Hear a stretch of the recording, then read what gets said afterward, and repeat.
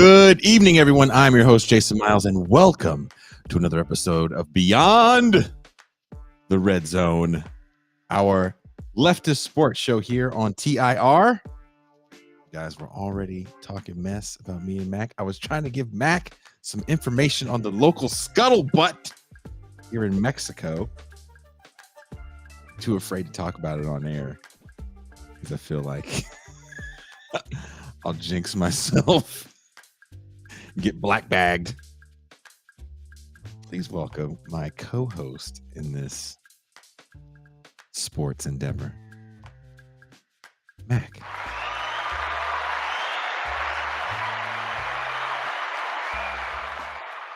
Just remember, everybody, in the year of our Lord 2024, we have a presidential election coming up. The one thing you need to keep in mind is that presidents are temporary, but Wu-Tang is forever. And then you do this. We coming for you, nigga. There you go. I would love for the remaining members of Wu to get together and just be like, fuck both them old white men. Just... Did you see show back that low down dirty Sergeant Waters hates this show? Mac, have you ever seen A Soldier's Story? No.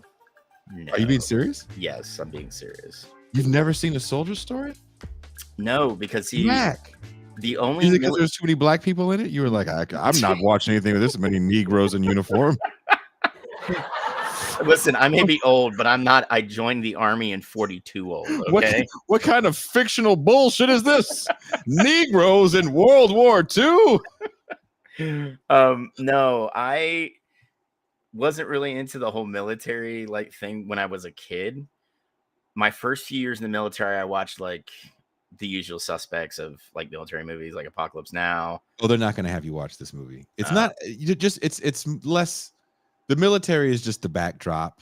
That's all. It's about race. I'll definitely check it out because I find myself rewatching shows like Letterkenny and Shoresy way too much. And it's just a series of dick and fart and boob jokes. You know, I need something to kind of keep my brain active. DC Joe Black must have just watched it. I was on a show called Movies vs. Capitalism that on David Sirot's the Lever channel. And they were trying to, I was like, well, I don't really want to do a quote unquote anti-capitalist movie, but racism is a part of capitalism. So there's this great movie that really talks about race and class in a way that I think most people in movies don't. And it has one of the greatest casts of actors that you will see.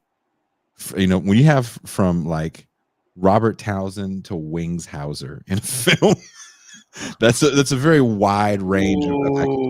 Adolf Caesar plays kind of the main character, the titular Sergeant Waters, but it's about a black battalion in the South, and the sergeant gets killed, and a black investigator comes to head the investigation. And that's all I'm going to tell you. Well, that sounds actually pretty cool. And like I learned, as I got more and more into my leftism and grew to just detest everything about the defensive establishment. What kind of colored man are you? Well, when I got out of the army, I worked uniform security for like 2 years. While I was going to school. And like my company would take these weird contracts, right? So my boss, who happened to be the owner's daughter and is married to the lieutenant, who did nothing at all, but got he was salaried for a lot of money while I was working for $11 an hour, was like, hey, we've got a contract, and what you're going to do is you're essentially going to be security for this private event. And I thought I'd be indoors, right? No, It was July in Fayetteville, and I was standing outside of this rich person's house in downtown Fayetteville. And what downtown Fayetteville has is like those old school brick buildings that used to be like textile mills and freaking storefronts, shit like that, right? Well, they got turned into rich people housing when they wanted to clean up downtown Fayetteville. And I had to check people's tickets because it was an event to raise money for the Cape Fear Regional Theater. And I was like, okay, whatever, man. My uniform's just black. It's July in Fayetteville. I have 4 bottles of water and a little like tiny cooler. And these rich dudes were like, just stand out there and whatever you do, don't let anybody see you, like anybody inside see you. And I was like, what the fuck, bro? Like you have like a, like the gate to Fort Knox on the back side of this. Like, no, I can't, no one's going to see me. But this had to have been in her 80s, Jason. Had to have been in her 80s. Thick Southern accent. She's like, what are you doing out here, boy? It's hot. And I was like, boy? I was like, I am a grown-ass man who went to war. Listen, boy, don't get sassy. Don't get sassy. She's like got a cane and like rings and gold necklace. Like just, you can tell she's got a lot of money, right? Mm-hmm. So I check her ticket and I'm like, have a great evening, Mm-hmm. And I call my buddy Peck up, and he was our lighter skinned black dude in my squad. And I was like, bro, do you want to go get a beer? And he's like, fuck yeah. And I meet him at the bar, and he's like, you look like shit, dude. Like I was sunburnt, because there was no cover. And yeah. And he was like, I mean, I know, he's like, I've known you for years now, and I know you don't like being sunburned. I'm like, that's not even it. I got called boy. And Peck goes, welcome to the club, man. And he goes, now you're a staple at the barbecue. That's all. He's like, there's something positive that came out of this. You can go get lined up at a black barbershop. Oh, I did. Dude, when I had hair and I had to get military haircuts, that's exactly what the fuck I did. I never went to a white barber. You're going to be the old guy in Coming to America. He beat Joe Lewis's ass.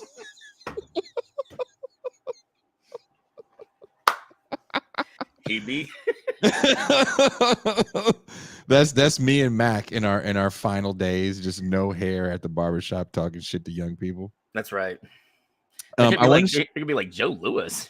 Shut up, young man. Mike Tyson, the greatest fighter of all time, bit that nigga's ear for a reason. Provoked? No, he wasn't. Savage. He had his own video game. You young niggas nowadays don't know about having a video game with a code in it. You can skip and fight Soda Popinski if you want to. Why do I sound like Bill Cosby? I mean, Bill Cosby on the verge of Uncle Ruckus. So you're getting ready to go for a huge U-turn there, man. You there, young man. If you got a hate in your heart, let it out. That's the new character, Uncle Ruckus, Bill Cosby. Just, you niggas with the filth, flying filth. Uncle Ruckus just pitching Jello pudding pops. Claire, you should be white. I wish these were a different color, but they taste good. Claire, call these ugly niggas down the stairs so we can eat this nasty nigga food. Call up some of these white character actors that come on the show. I hope people appreciate Uncle Ruckus, Bill Cosby, because so many people get mad at Pog Chaser MLK. I mean, I consider this throwing them a bone to back off Pog Chasing MLK. Mildly complicit Malcolm X is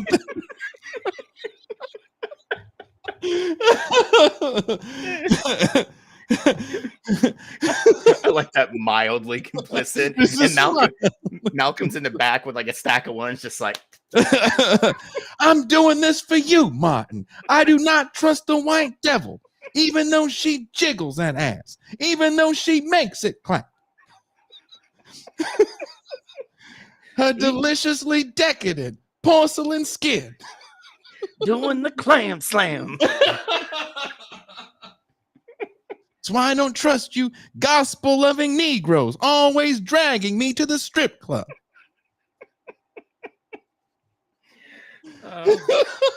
Wow, we are what? We're like 6 minutes in and we're already off the rails. That's awesome. They're like, Jesus, only one of these guys drinks, and it's just White Claws. Yeah, and the thing is, I haven't had any alcohol in 2 weeks. Norman McKenna's like, this is Revolution blocked. Just Oh man. You know what's even funnier? I got an email today as a request for an interview on a radio station in Canada. I was like, That can go weird in one, like it can go one of two ways, like pretty cool or totally weird. Like, especially like you need to check and see where it came from. If it came from like Regina, Saskatchewan, don't go I on. know Regina. I have pictures of myself in Regina. The somewhere. fucking Texas of Canada. Oof. Your Malcolm X sounds like Howard Cosell. You know what, Nuri? We can't all be amazing, you know, imitators, all right? Nuri said it sounds like Howard Cosell. Can you imagine Howard Cosell and Malcolm X? Can you imagine the three together, mildly complicit Malcolm, Pog Chaser MLK, and Cosell is like doing like the play-by-play?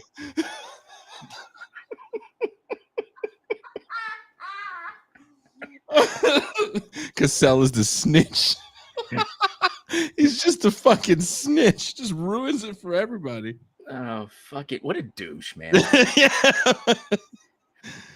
Then we could, oh God, there's so many different people we can add into this horrible show of debauchery, but I'm not going to. Dr. Claw, I want to show. So, Mac, I know you've never seen A Soldier Story. I found a clip on the YouTube, and I know it's probably going to get the show demonetized because they hate when we do things like commentate on shit. Remember that video we watched? Did I tell you this? I haven't told you this. I know. The young lady that was cooking. Her? 1 second of a song played, and that was enough. I'm being totally serious. Dude, and see, this is what fucking kills me with this shit, right? Like, I can splice together something, right? Mm-hmm. And as long as I keep music out of it, it's fine. No matter, it could say the most wazoo shit. Yeah. Like the most inane things. Yeah. Like when I hear Trump got shot. No, he fucking didn't. You know what a bullet would do to the cartilage in your ear? Rip it off. He wore a Band-Aid, man. He got cut by glass. Shut the fuck up, man. Dude. Ugh. But again, I looked to see how long it was because I tried to trim the sound out. Yeah. It was 1 second. It was 1 second, like I'm sorry. Yeah. 1.43 seconds or something like that. It was really short. Absolutely nonsense. But Hey, okay, go ahead. Dr. Claw, like Alberta's kind of there, but I'm telling you, man, like Saskatchewan, fuck, dude, it is wide open out there. I think in the entire province, there's only like 16 people that live there, and they're all horribly racist, and they all own weapons, you know, in contravention of Canadian law. So, like, I went to Regina once, and it was just like a train stop because I was on the way to Vancouver, and I'm like, never fucking again, man. I was there for 2 days. Dude, I'd rather get an erection and slam my dick in a door multiple times than go back to Regina, Saskatchewan. You know, I didn't have the worst time there. It wasn't slam your dick there time. There's definitely places in the world I've been where I'm like, nah, I'd rather slam my dick. But Norman, yes, Newfoundland has a weird. It has a really weird accent. But here, let me play this for you. Let me play this for you before we go too far off the rails. This is it. Again, I think you're gonna dig this movie. I really hope you watch it. He shot that white boy. Have you ever punched your sergeant like that? I got kicked out of the military. I hit my lieutenant. So here. So of course, somebody got shot. The sergeant, I think he planted a gun on this man.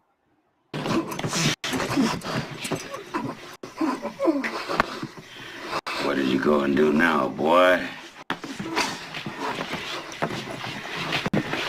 Hit a non-commissioned officer. Well, CJ just lost his head. Shut up! Get him out of here. I forgot Denzel's in this too.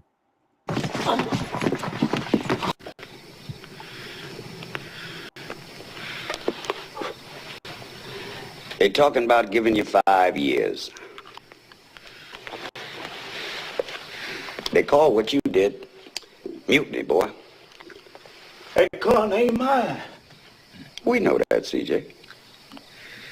We changed the charge on you this morning. You in here for striking a superior officer, boy. Of course. And everybody's seen it, too. Why you doing this to me, sir? Oh, don't feel too bad, CJ.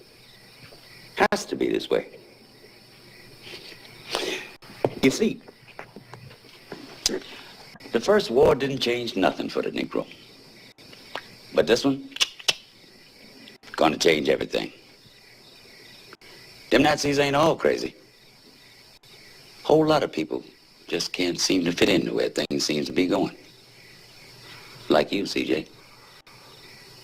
See, the black race can't afford you no more. Oh, there used to be a time we'd see somebody like you singing, clowning, yassa bossing, and we wouldn't do anything. Folks like that. You were good. Homey kind of nigga. When they needed somebody to mistreat, call a name or two, they paraded you. Reminded them of the good old days. Not no more. The day of the Geechee is gone, boy. And you going with it. We can't let nobody go on believing we all fools like you. God damn. And can we just say this is an amazing bit of cinematography because he got low, the words got even more hurtful, and then you hear the depressing jazz music hit like. Oh, right dude, this movie, DC Joe Black says it. Yes, race, class, colorism, all on display in this film. It's a great movie. Again, like I said, with the military as a really good backdrop of a moment where there's black people like the sergeant who you see that's like, hey, things are changing for us because he was in the First World War. And so he was part of the segregated guys that were sent to go fight for the French because we couldn't have black folks. So in the movie, he's always talking about France. Mm-hmm. And so he's seeing this new like a new America, basically.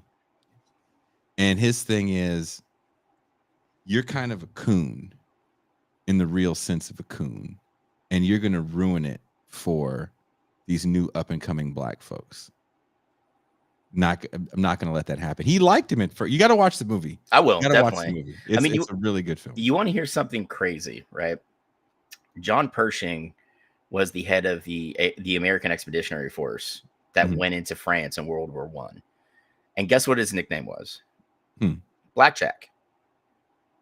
Jack being his nickname with black in front of it. And you want to know why? He was one of the only white officers that offered to take command of a black battalion. And he was seen like he was portrayed as overly friendly to black troops when he was kind of an upper crust kind of dude. And it's like, no, he just wanted a command. That's what he wanted. And there weren't any other battalions at the time. Because you got to think, the standing army going into the First World War was only around 20,000. And then we massively increased infrastructure, started the draft again, because we initially had one during the Civil War, and expanded the size of the military to, I believe, between 1.2 and 1.5 million in about 6 months. And it was nuts, man. So, yeah. I mean, and that's the shitty thing is black Americans came from everywhere to join the military in some way, shape, or form. They were told when they mobbed that they would go to France, they would train with French NCOs and officers, and they would fight under the French flag in French uniforms even. So like, it was like, yeah, we need you. Like at this point, the French had mutinied. They said, we are not going to carry on any more offensive operations. we'll fight defensively, but we're not going on the offense. And, you know, we had to kind of fill that space. The Americans did when we finally got over there. And these black troops came with them, and they were essentially told, hey, get out of your U.S. uniforms. Here's your French ones. It was just shameful for many years. Yeah, Sean Moon, exactly. We had, towards the end of the First World War, you had black soldiers who stood up battalions in the U.S. Army because we were starting to take heavy losses. And it takes a while to train soldiers. You can't just like, all right, man, after 2 weeks, let's go. You know, like it doesn't work like that. You know, but although the Austrians would tell you otherwise, but this isn't a history show. This is a sports show. And a rad sports fact, the WNBA just signed a $2.2 billion media rights deal. With? It's going to be, I think it's with ESPN. They're kind of like trying to hold on to it. But I love that Kelsey Plum went on Steven Jackson's show. And he was like, you know, Steven Jackson's being kind of cool about it, you know, but she dead ass, Jason, what I love is she's like, listen, when you look at the first 26 years of the NBA, nobody cared. Right. And he was kind of like, well, oh,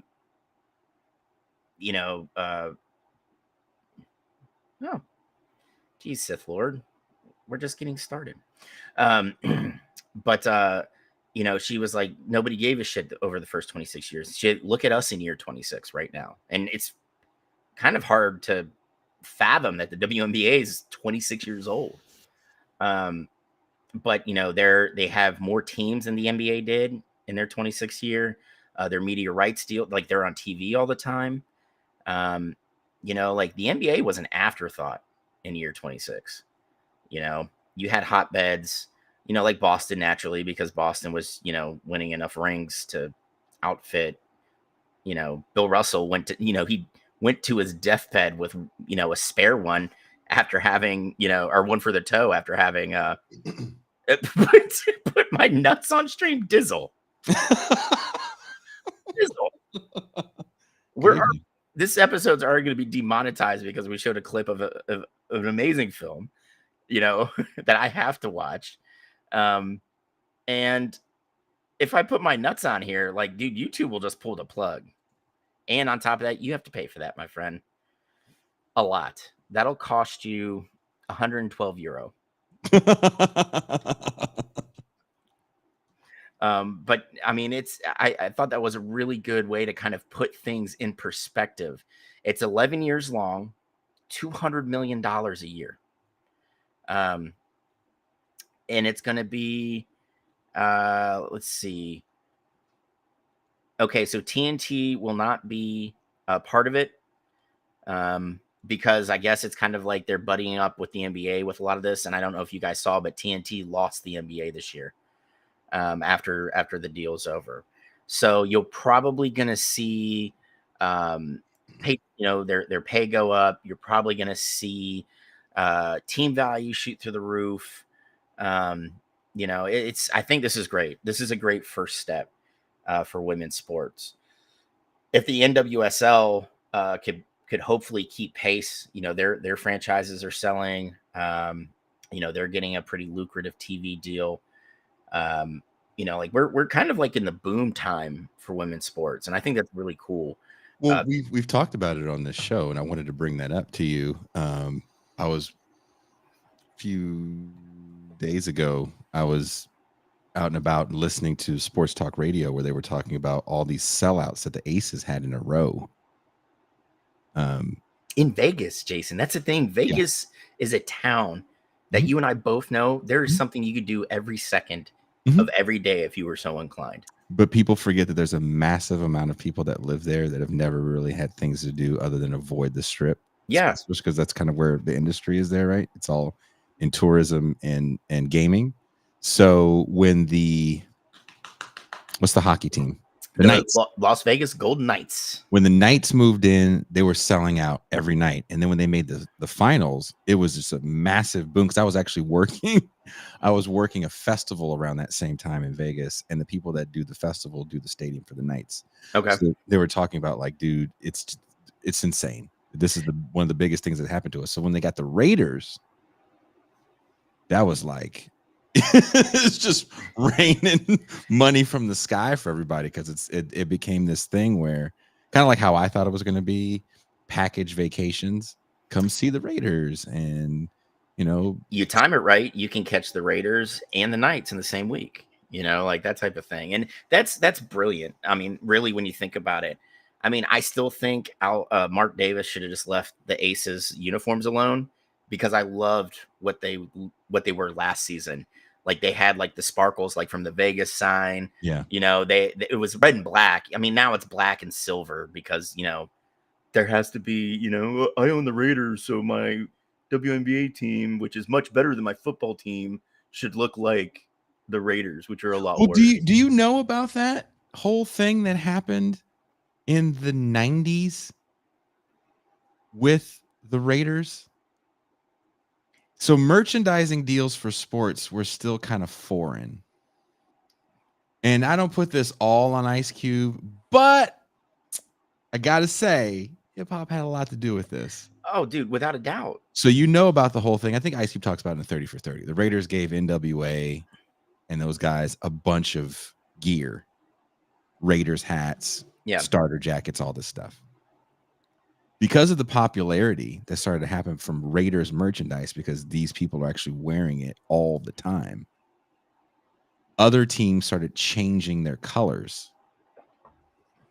Originally, what color are the LA Kings? It's purple and gold. Snoop Dogg wears an LA Kings hockey jersey on the Gin and Juice video. Mm-hmm. It turns to black. The Chicago White Sox had some red, white, and blue weird shit until, in defense of the White Sox, though, they went back to their OG uniforms, the black in the 20s. Give me a break. That is not because shoeless Joe Jackson didn't win a series. That's what their uniforms were. That was one of the few. I know that, but they weren't like, when we were great, when people had mitts that look like fucking gardening gloves. Like, yeah. that's what we need to do. It's because let's go back to World Series that were the best 5 out of 9. Oh, but I like if we can get the season down to 112 games, I want best out of 13. Just make it miserable.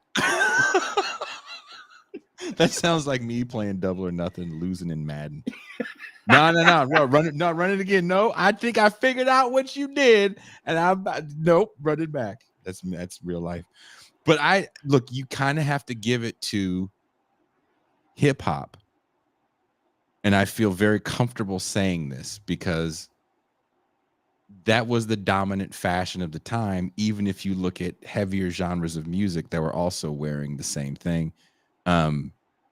That black and silver combination is just so simple, and so many people went to it. And then they started saying, how many people have you seen, or do you remember seeing in your lifetime that had a goddamn White Sox hat on? Now go back and tell me how many you saw in 87. Listen, the swinging Batman over the Sox was not aesthetically. Yeah, I don't know anyone. I don't know unless you unless you were a rapper in the latter half of the 90s, early 2000s that had a Harold Baines throwback. Yeah, I mean that was the thing. It's funny kind of how hip hop pushed, jerseys. Oh, dude. Right. So like we had like the more contemporary jerseys when we're getting into hip hop, right? Like I was 12 or 13, I think. Well, maybe 11 or 12 when I heard Gin and Juice the first time, right? And then when we get to the early 2000s, it's already part of kind of like the youth's uniform is a jersey. So in order to be different, you see all these dickheads that are like rolling out in the most retro of retro jerseys. Oh, dude. And the Harold Baines. I remember seeing like the old Houston Astros, like their that was you know why? Big Boy. and Outkast. I Yep. think it was the second or third record. He's wearing the Nolan Ryan Yep. throwback. I mean, dude, I even saw like the Colt 45s, the original Washington Senators. You know, and I'm like, you guys don't even know who played for these fucking teams. That but was you like know a what? thing. There was a place in the mall where I grew up in Richmond, California, that sold hats, and they sold Negro League hats.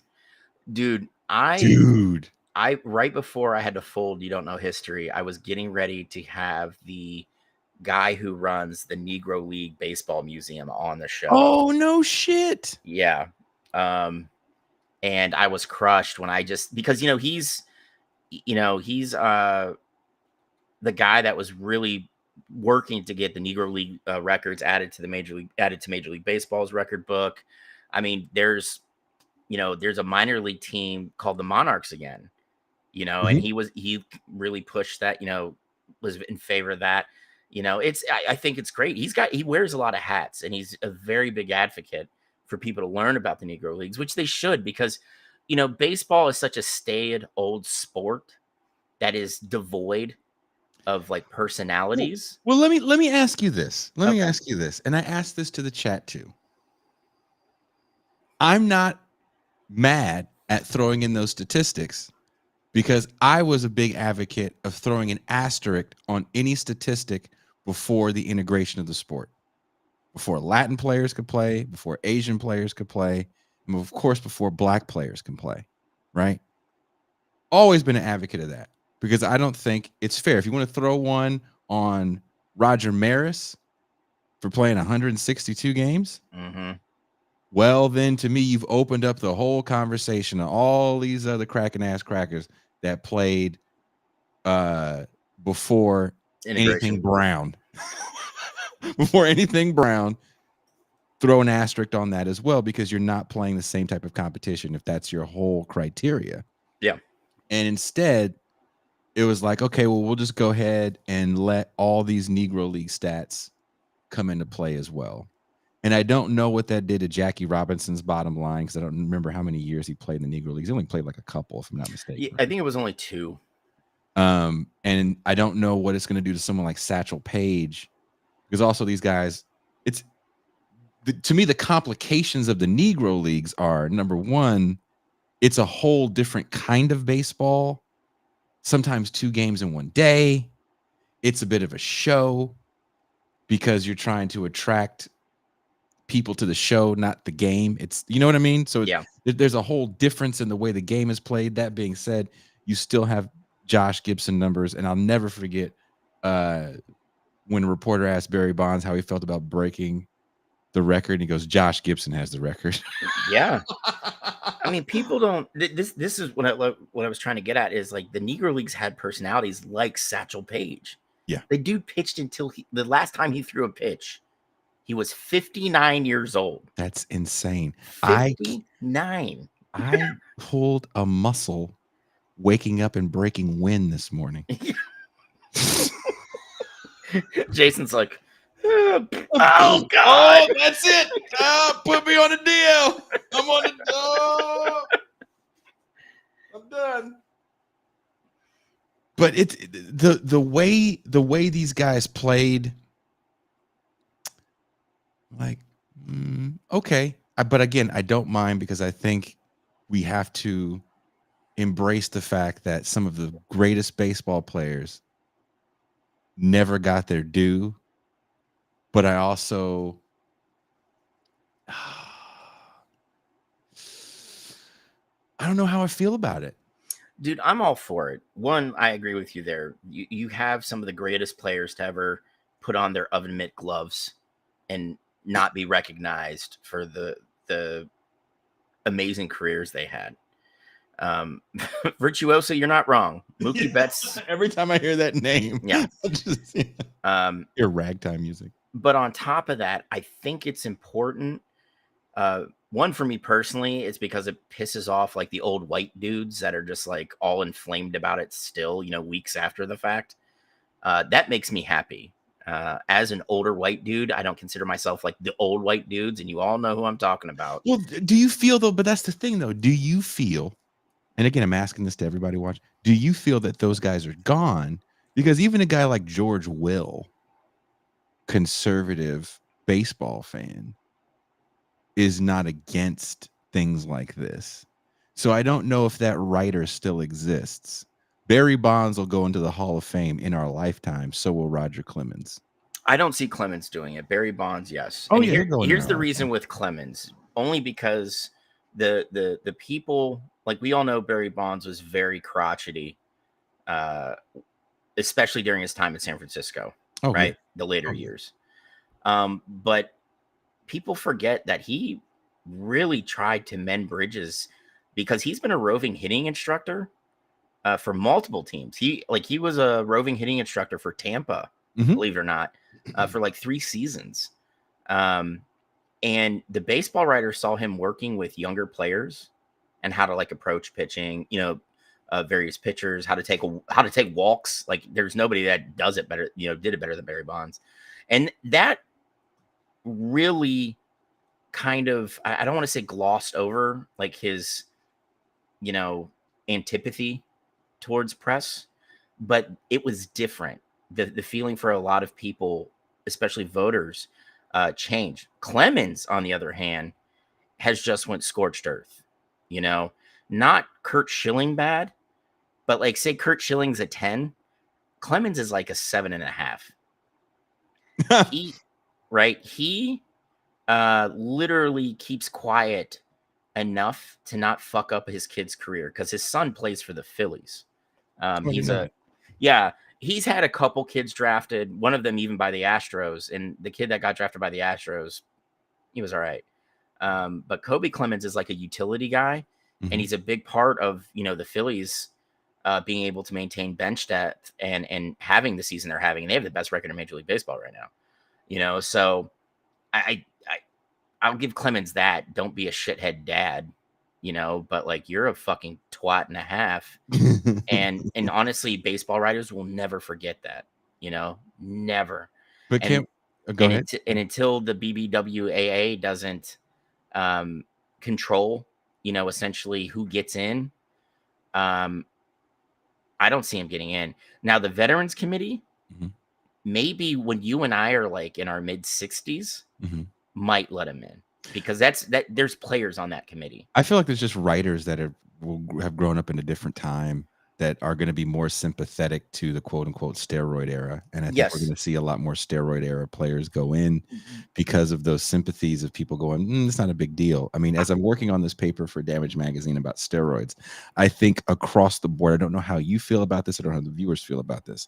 I believe across the board over the last 10 years, maybe more, sentiments around steroid use have changed so much, especially this idea of cheating. And I think that's because there's certain things that used to be so elite that aren't anymore. Plastic surgery being one of those things, right? Again, granted, I do live in a country where plastic surgery is extremely inexpensive, but that doesn't mean that, if you work at the local coffee shop, you should be able to have a fake butt. They still cost money that, people that make $100 a week can't afford. Yeah. That being said, if you are a,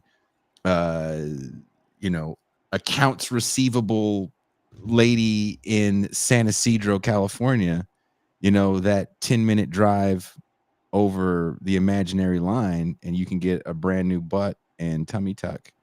It's very affordable. So these modifications that we can make to our bodies in the age of narcissism is, in my opinion, helping us,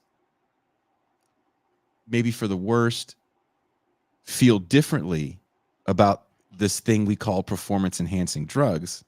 Because as we've said before on this show, every worker is consuming some sort of drug to enhance performance, whether it's copious amounts of caffeine, cocaine, Adderall, muscle relaxers. That's all fair, and I don't mean to cut you off. Go ahead. But here's the thing: with the consolidation of press and the elimination of full-time writing jobs, Ooh, unless the Hall of Fame changes who votes on whom gets in, you're not going to see those younger guys with a voting card, right? Mm-hmm. It's a lot of guys like me and you who run podcasts and sports blogs. We are the ones that, you know, like we've said it a million times, everybody was doing it, just like Blow in the 80s. Yes. You know, so they shouldn't be punished for playing the game the way it was played, right? I'm not a big fan of steroids per se, but I get it, right? I get it. If I had hundreds of millions of dollars banking on me hitting a little ball thrown at 100 miles per hour over a fence, yeah, fucking, hey, Jose Canseco, stick me. You know, like I get it. But you know, the thing is those guys, you know, people like us, we're not getting cards from the BBWAA to vote on who gets in the Hall of Fame. And we won't, because it's such a very cloistered, you know, like very protected thing. You know, Bob Ryan writes for the Boston Globe. He's been a voter for 40 something years, dude. And he's like, I will vote up until the day I die. And I'm just like, Jesus Christ. We, you know, and he's one of those guys that's like, if you're a steroid user, I'll never vote you in. You know, so I think a lot of it's going to have to fall on the Veterans Committee, which, like I said, has players and former managers on it. But I don't see any of the guys that have juiced that have poor relations with the players, you know, with prospective Hall of Famers. Mm-hmm. Getting in under the current voting rules. But juice didn't make you great. You still had to have a certain amount of ability, right? Because all the guys that got busted for steroids, I remember when Benito Santiago got busted for steroids, I don't even think he was hitting over 280. So it's like, look, yeah, but he was also a catcher in the 80s into the 90s when your catchers were only expected to hit 210. So that was like no. Remember if he didn't win Rookie of the Year, he was a runner-up. Yeah, because he came in about 86, 87 with the Padres, and he was a catcher that not only could just throw you out from his knees, but he was also stealing bases. I think if he doesn't go 30-30, he goes like 30-20. Yeah, it was something. I mean, it was nuts for a catcher, right? Oh, dude, Benito Santiago, when his knees were working, he was one of the most exciting young players to watch, and he had a little bit of a revival for a minute in his career in San Francisco. Yeah. I don't know how you feel about his catching ability towards the end of his career. Well, I mean, that's the thing. He was tailoring off his career before the invention of knee savers, which people are like, it's just a piece of foam that literally is strapped to the top of your calf and provides support for your thighs. And then now the whole positioning of a catcher's changed where you have one knee down now. You know, most catchers catch that way now. So like it supports your weight. Like you're not in that constant crouch, which I don't know. Okay. How fucked up is a sport do you have to be? Right. And this is a game I love. I love baseball.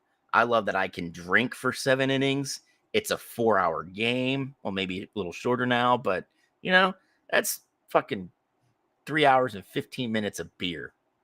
I'm for it, right? There's, you know, it's played during the summer. It gets hot.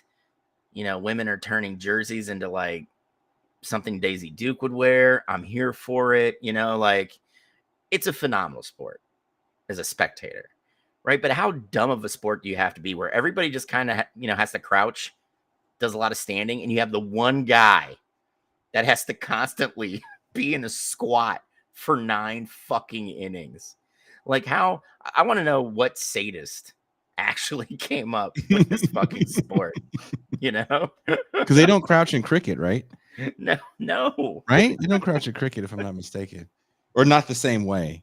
You know, the steroid thing is interesting to me because they're easier to get now. You can just get them online. Yeah, I mean, we didn't have videos back in the day to tell you how to cycle. There's videos telling young kids how to cycle. Yeah, There's videos of kids under 16 showing you their cycles. which I hate. I hate that they're young kids using this shit. But like, and it's a thing. Like, we had fighters for how long on HRT? For how long? Almost 20 years. And then it got really popular right before they banned it, you know? And that's when we saw that big influx of like Brazilians that weren't allowed to fight in the States anymore because they couldn't pass a drug test and nobody would sanction them. You know, like Vitor Belfort fought his last like 4 UFC fights in Brazil because Dana's like, dude, we still want him on the card, but he can't fight in the States anymore, you know, like. And you know, I've seen people talk about, oh, steroids and fighting is really bad. And look, I'm not a user of them. I don't have that kind of work ethic where I could stop everything I'm doing to dedicate that much time to getting fit. Because you have to dedicate a lot of time and you have to have a lot of discipline. I eat too many my hours are all off when I eat too because of the show and everything else. Yeah. Like, no, I'll be really honest. If I had a regular ass job, maybe. Hey, maybe man, I'd think about it. I'm telling you, dude, I hate that I'm keeping army hours again, but I feel like 10 times better getting up in the morning, going to lift, and then you go to the gym. Now, what if you go to the gym, right? And I don't know what are you benching? Are you benching 225? I put up 255 on chest day last week. And how many reps are you doing? I did 4. That was like my burnout. Okay. It takes that one guy. He's helping you out. You know how it works. Hey, hey, Mac Attack. Yeah. 255. All right. Look at this guy. His back's got 255. They put an extra plate on. You're feeling great. You're feeling extra buff. Your titties hurt the next day. That chest day rolls around again. And they they put that little cream clear shit on you that bonds. No. See, that's the thing. Like, I signed up for HRT because, like, here's what people don't tell you. When you spend most of your You mean TRT? Or TRT, yes, thank you. When you spend most of your, early 20s, like your late teens, early 20s, where your body's still forming, and you're running around getting shot at, having adrenaline dump after adrenaline dump after adrenaline dump, your body starts to slowly stop making testosterone. Right? My levels, like when I went and got tested, my levels were at the level of like a 64-year-old male. Really? Yeah. And they were like, how many times did you deploy? And I was like, enough. And then they just kind of were like, you can't tell me. And I'm like, I'm not here to fucking talk about like my deployment record. And then they just look at it and they're like, that makes sense. So now I have to wait like another few months.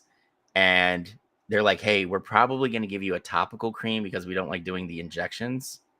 Because like you have to hit it just right, And the thing is that topical cream, like if I like gave my daughter a hug and it wasn't dried, like she can absorb some of it. And that's the last thing I want is my daughter growing a mustache. Like I don't want that.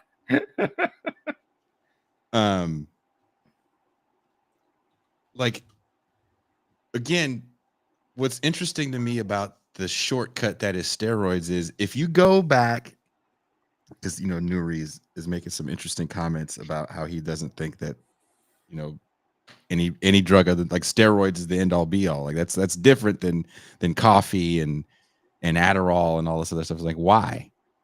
Because before steroids, go back and look at bodybuilders before steroids. You would think they were on steroids. Cats were still ripped. Yeah. And it's not all genetics. It's you can get a 6-pack. It's really not that hard. It really isn't. It's about diet. I like food too much. Yeah. It's really about diet, right? You find how much are you taking in? Okay. This is how many calories that you need. Eat this much less. It's not about the amount of crunches you do. It's literally about diet. Yeah. That's what ask an actor that has to make weight for a film.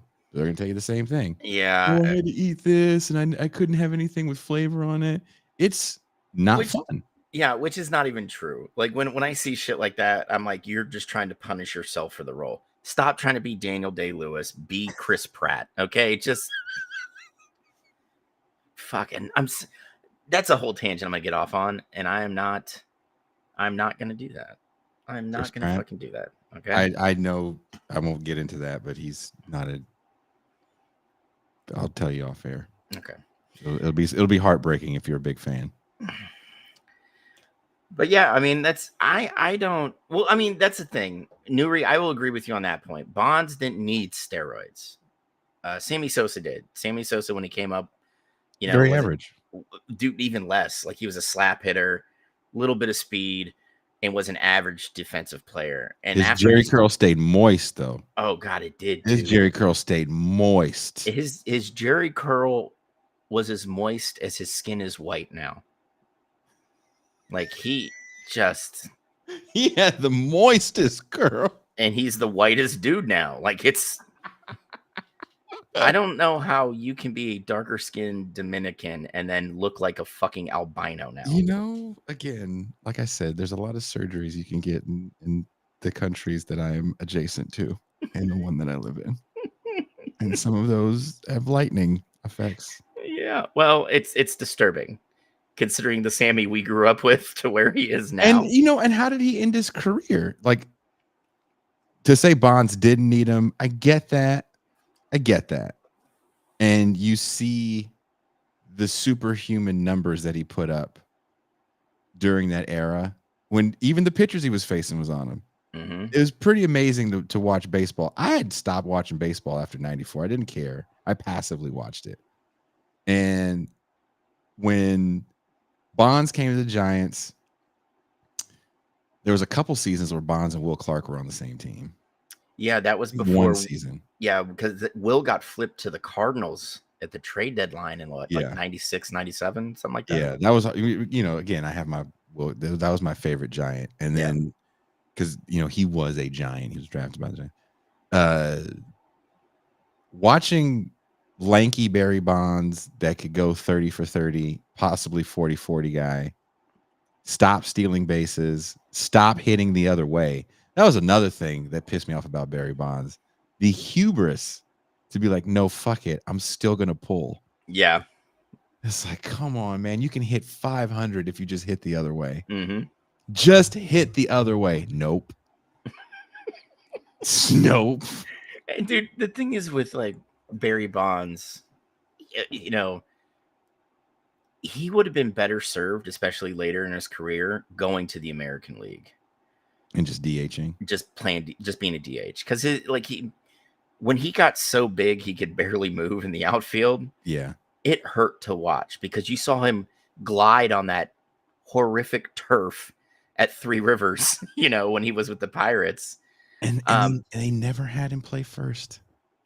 Oh, dude, I believe he didn't want to, I believe. Yeah, no, that's the thing. He refused to move positions. Right, which would have opened up a corner outfield position for the Giants to maybe go out and bring in another big name to play next to Bonds to give him the protection he was always missing. Mm-hmm. Not that he really needed it, but can you imagine having a name in front of Bonds? Jesus Christ, it would have been horrible for the Giants would have won a hell of a lot more World Series than they did. They didn't win any with him. They go to that one, lose to the Angels. And but I still, dude, I'm a jinx guy. I'm not gonna lie, I'm a jinx guy. I'm so a jinx guy, right? I believe before Bill Buckner, one of the greatest first basemen to ever play the game, makes an error, doesn't get down on the ground ball in game 6, not game 7. Exactly. On the scoreboard, it said, "Congratulations, Boston Red Sox." Yep. And Russ, what happened in that game? I think it's game 6. Giants are up. Russ Ortiz went 6. He was getting smashed. Dusty Baker came, and we all thought the game was over. And he looked at Ortiz, and he goes, "You want the ball?" And he threw him the ball, like, take a game ball. We won. And then the Angels saw that, and they go on a tear and ended up winning the series. I believe in jinxes. Yeah, I don't think you can be a sports fan without believing in jinxes. You know? I'm a jinx guy. Yeah. Yeah. I don't And believe him like seriously, but I do yeah. have And to and admit and that. I'm gonna tell you right now, Thomas, if you served, you're a veteran. Don't let anybody tell you otherwise. That's just how that is. Oh, bro, can you imagine? I mean, apathy killed baseball in Montreal because of why put up with a shitty owner who's gonna turn Montreal into a farm team for the rest of Major League Baseball. Mhm. And then you saw a lot of Montreal fans become Toronto fans because that was the only professional baseball team left. Can you imagine how Bonds would have energized Toronto, especially after they kind of fell off after those 2 straight World Series? That would have been fucking nuts, man. I think he really enjoyed his time in the Bay Area. I still, the last time I was at Bottle Rock, he was there. Well, dude, I think so too. I think that's why he stayed. He's from the Bay. Yeah, and on top of that, like, go ahead and talk shit about Barry Bonds in front of a Giants fan. You're gonna get punched in the face, right? Oh my God, dude. At that same Bottle Rock. No bullshit. Very high-end restaurants come into Bottle Rock. And they can be pretty particular. Okay. This one guy was complaining about everything. He was complaining about everything. It was just so difficult. He was so angry at the world. And some people bring their kids with them. And he had a little kid with him that was probably 11, maybe that. And he had a Giants hat on. I'm a Giants fan. I was like, hey, who's your favorite Giant? Dad goes, Barry Bonds. We love Barry Bonds. Of course, he's a white guy. And people were saying this guy's racist. And this is what they would do. We think this guy's racist. Jason, can you deal with him? I wish I was joking.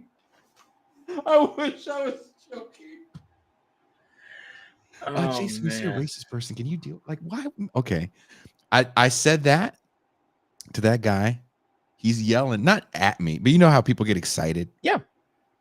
And I was like, I love Barry Bonds. Right? And his eyes get as big as Oreo cookies. His kid gets all excited. So he was like, hey, anything you need this weekend. If you're hungry. And they're not serving like just, it's not a hot dog, right? And some old grease fries, right? This is the Catalina wine mixer here, right? This is Morimoto sushi. There's all kind of crazy stuff. There's an 80s Billy Joel cover band. Will Ferrell's saying. Well, I think this was the year that Warren G and Snoop Dogg were there. I didn't even know that was a real thing until like 2 years ago. I thought it was just a gag in Step Brothers. No. You know? Nope, not at all. It's a real thing. Sorry. And like I said, Barry Bonds was there. King Griffey Jr. and his dad were there. So the dude got to see Bond. He was all excited and was telling me about it. But there's something to your point about Barry Bonds where sports is this place that does transcend a lot of hatred. That's why I always think it's always a good place if you want to have a conversation with someone about things that might feel uncomfortable. If you're around a sports fan, it's probably going to be a little easier for you to navigate that conversation. Yeah, I mean, and I think that's what's crazy when I talk to organizers, about organizing around sports. People forget that in European football, in most big metropolitan areas, right? Like Man City, Man United, right? You had a blue collar team and then the rich folks team, and that's the way it is in a lot of big cities, and essentially the rich people, what they did is they would hire, when they started these clubs, they played amongst themselves, and then they would go see the blue collar folks like just smoking, 10 times better than they were. And they would try and poach. So they would start their own clubs. Right. So it became a very proletariat against management type of situation. And those blue collar teams were, many of them were part of the same unions. So like organizing around sports, right? It's a brilliant way. And especially, again, shit Jason and I have talked about to high heaven about how sports has become more and more, I mean, for lack of a better term, gentrified. Mm-hmm. And young kids are having fewer and fewer opportunities to play. You know, when I say I'd like to start a leftist charter school so we can actually teach kids proper history based on the class struggle, we also need to pair that up with sports programs that are fully funded, that kids can just come and play, as well as arts programs, music. Those are all great organizing tools that don't just involve us, watching some dickhead on Twitch or fucking YouTube. Not us, listen to us, but we're different dickheads. Yeah, and then not having a two-way conversation. It's you watching someone else, and I think that's probably one of the worst things that's happened to, what we can term American leftism in the last 15 years. The internet has been a great, disseminator of information and education. It's also allowed people to kind of silo themselves and, just listen to the same few people and not have a two-way conversation. They watch. You can also fool yourself, and I don't want to go too far down this rabbit hole. You can also fool yourself into thinking you're part of something a little bigger than it really is, and it's really not that big. And you can get too caught up into the market share of 1,000 people trying to talk to the same 100,000 people. Listen, Jason, my market share has to increase in this marketplace of ideas.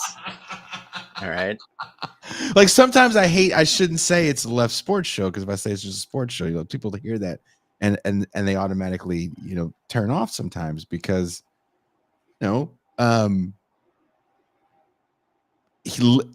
Ben recently got a piece published in MSNBC. Oh, right. Because one of his editors at another place he writes for got a job at MSNBC. Put his piece. It was like the front part. Oh, and Ben Burgess is now a Nepo baby. Awesome. Nepo. That you should tweet that. Oh, I'm going to. People lie. But I told him, I was like, good. Congratulations. I hope this leads to, better things. And yeah, way to go, Richard Dreyfuss's son.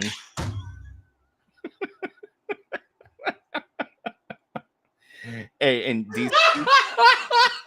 DC, I know, but when you think about it, how else can we start a leftist school? We can't do it in the school districts. I don't know. Okay, this is my problem with charters. As someone that came from a place full of charters, especially California. California regulates a little bit better. That's not saying much. But if it's not profitable, it will close. Yes, and that's the hard part. Like, especially down south, most of our charters down here are still run by churches, which I find just unfathomable, because all you have to do is get a preacher to start a Christian school down here. Like, that's, I get why people like the idea of charters, because it's the easiest way in to do a thing. But again, as someone that's lived in a place where everybody's got great intentions, everybody wants to be the Black Panthers, but nobody wants to be the Black church, right? Because there's this disconnect when it comes to organizing and community outreach. And let's start a school. Hope it works well for you. But what happens when it doesn't? Yeah. That one closes. But did you know that school and everybody that wanted to be a part of it might have led to the closure of a public school? Oh, dude, I know. It's a horrible, like, it's something I waffle on. I'm not going to lie, but I know just from subbing, when you talk about labor history, I did pretty well, got a lot of high marks, nominated for an award, told I wasn't coming back because I talked about labor history. That's another thing those schools like to do. Again, not everyone is a little bit different, but I understand that your entryway into a charter school can feel easier than being Jim Belushi in The Principal, right? Listen, if I'm going to be a teacher or a principal, I'm going to be Tom Sizemore, where he's an undercover. You don't want to be who Tom Berenger in The Substitute, Yeah. or the class of 1999 where they're all RoboCop assassins. Mark Anthony's one of his students. Like, so of the genres of movies that I really enjoy that no one else enjoys are 80s and 90s movies about a wasteland of school kids and a teacher that's either an assassin or a robot. If you're one of those two things, and I'm watching it. Have you ever seen the movie 1984? Yes. Not the Orwell. No, Class in 1984. I'm sorry, it's called Class 1984. I have not watched that, but I have seen that. Okay, I'm sorry. Wrong 1984. Not you'd watch the one for smart people. This is the one for people that failed. This is the one for people that failed school and say things like this. I got A's on all my tests. I just didn't turn in the assignments, and that's why I failed. No, I failed because I didn't understand anything, and I'm not that bright. Dude, I watched the movie because like we had to read the book for class, and I was like, this book is so fucking dry, like, and there were certain parts in it, and I was like, maybe the movie would be better. And I watched the movie, and I'm like, this fucking movie sucks too, Dude, but the Class of 1984 is about, it's one of those movies that's like, it's 1984. This movie's done in 82. Yeah. And in 2 years, all these kids are just acting insane. They're doing the drugs. And they're raping each other while on the drugs and listening to punk rock music. So everybody's dressed like a punk, and everybody's just mad at the world. But it's again, after you watch A Soldier Story, and you're just like so filled with different emotions, and you like, I should write about this. Oh, but Jason said watch Class 1984, and then you watch that. And you're like, whew, what a good palate cleanser after all that seriousness. So they make a sequel to this movie called The Class of 1999. And I think they make it in about 88, 89. And in 1999, the world's even worse. And there's like a zone. It's like, this zone is so scary. Cops don't go to it. I'm like, why the fuck would I go to school in it then? Yeah. I'm not going to school in the cops won't go here zone. That sounds like a not fun place to go to anywhere. What is Judge Dredd, the fucking principal there? Kind of. So the principal is Stacy Keach, and he's got like these crazy yellow eyes because he's some sort of like alien dude, and he hires these military personnel that's just RoboCops, and Pam Grier has like missile tits. Okay. One, to this day, if Pam Grier came up to me and said, Mac, you can get it, I'm gonna get it. Missile tits. Oh. So what was she wearing, her bra from the 50s? No, she had missile tits because she's like a RoboCop. Oh my god. And they were like beating the children. So also, if you watch older movies, like there's a movie called like Street Toughs or something like that, with Linda Blair. And the principals, they tell the kids to fuck off, and they beat the shit out of people. And I'm like, I'm so glad I went to school when I went to school, because I don't know what would have happened if my mom was kicking my ass and then I went to school and RoboCop just beating the shit out of somebody. Like there's a scene where the dude spanks the student, but he's got a RoboCop arm, so he spanks his ass off. Of course, this is a movie you'd watch. It's almost as bad as the Jeep hitting the dude. You see the dummy go up in the air and then he shoots it with a rocket. If you made a school movie like that, I'm watching it. I'm watching it. So I look, dude, and that's the future that everybody sees when it comes to school and public schools. And look, I have a 5-year-old who's hitting the first grade, who does go to a charter school in Oakland that his mom put him in. And that was a bit of a point of contention between the both of us. But,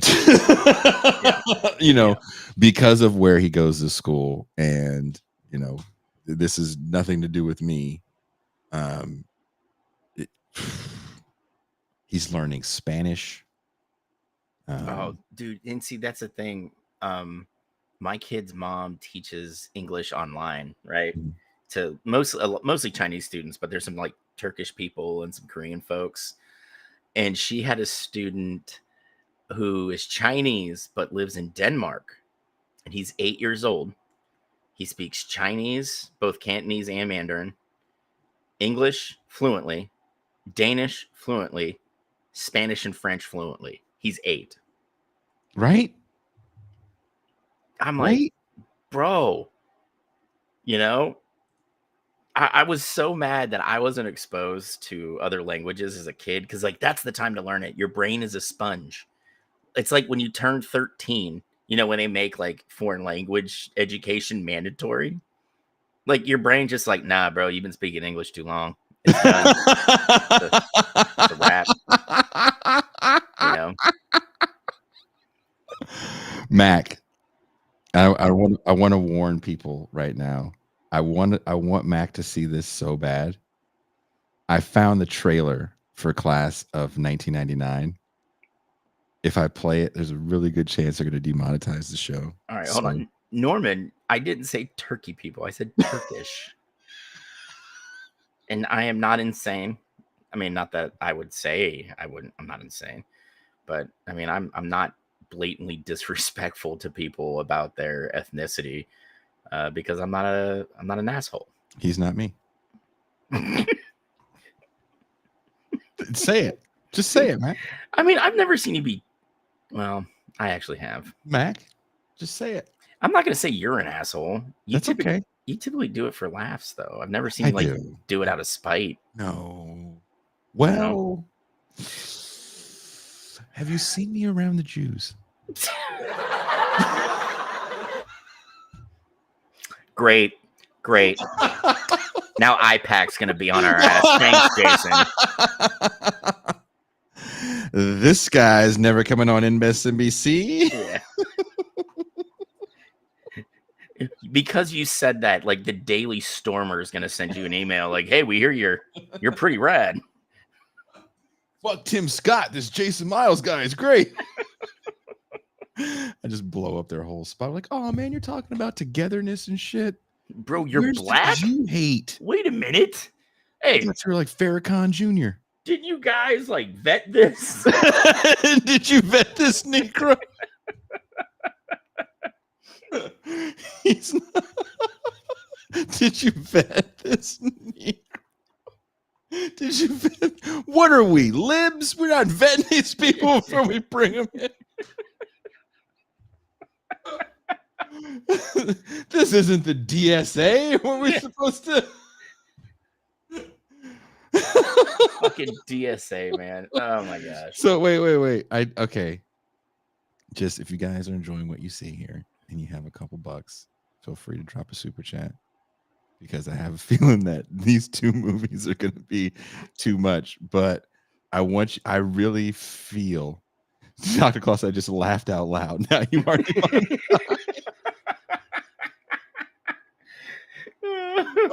Jason has 5 racial groups to not make fun of while on TIR, and that's just with Varn. Oh, poor Varn. Ever since Varn said attention nigger, I still feel bad for that guy, because he's very conscious about not being offensive. That man grew up in the South, but seriously, I think you're going to enjoy this film. I think this is something you can watch with your children. It's a good time. It's a good time out. Yeah. It's a good time out.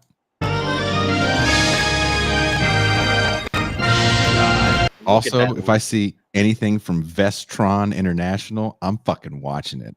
God, look at that logo. That logo and that font. Oof. I'm mildly erect.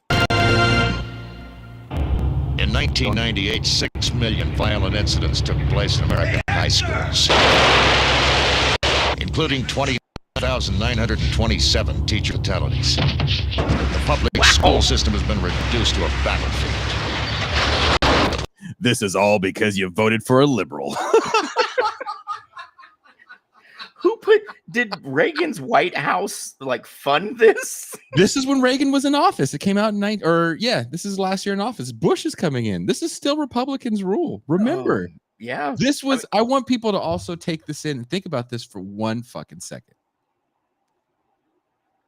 Ben's piece is interesting because he's calling out this nonsense.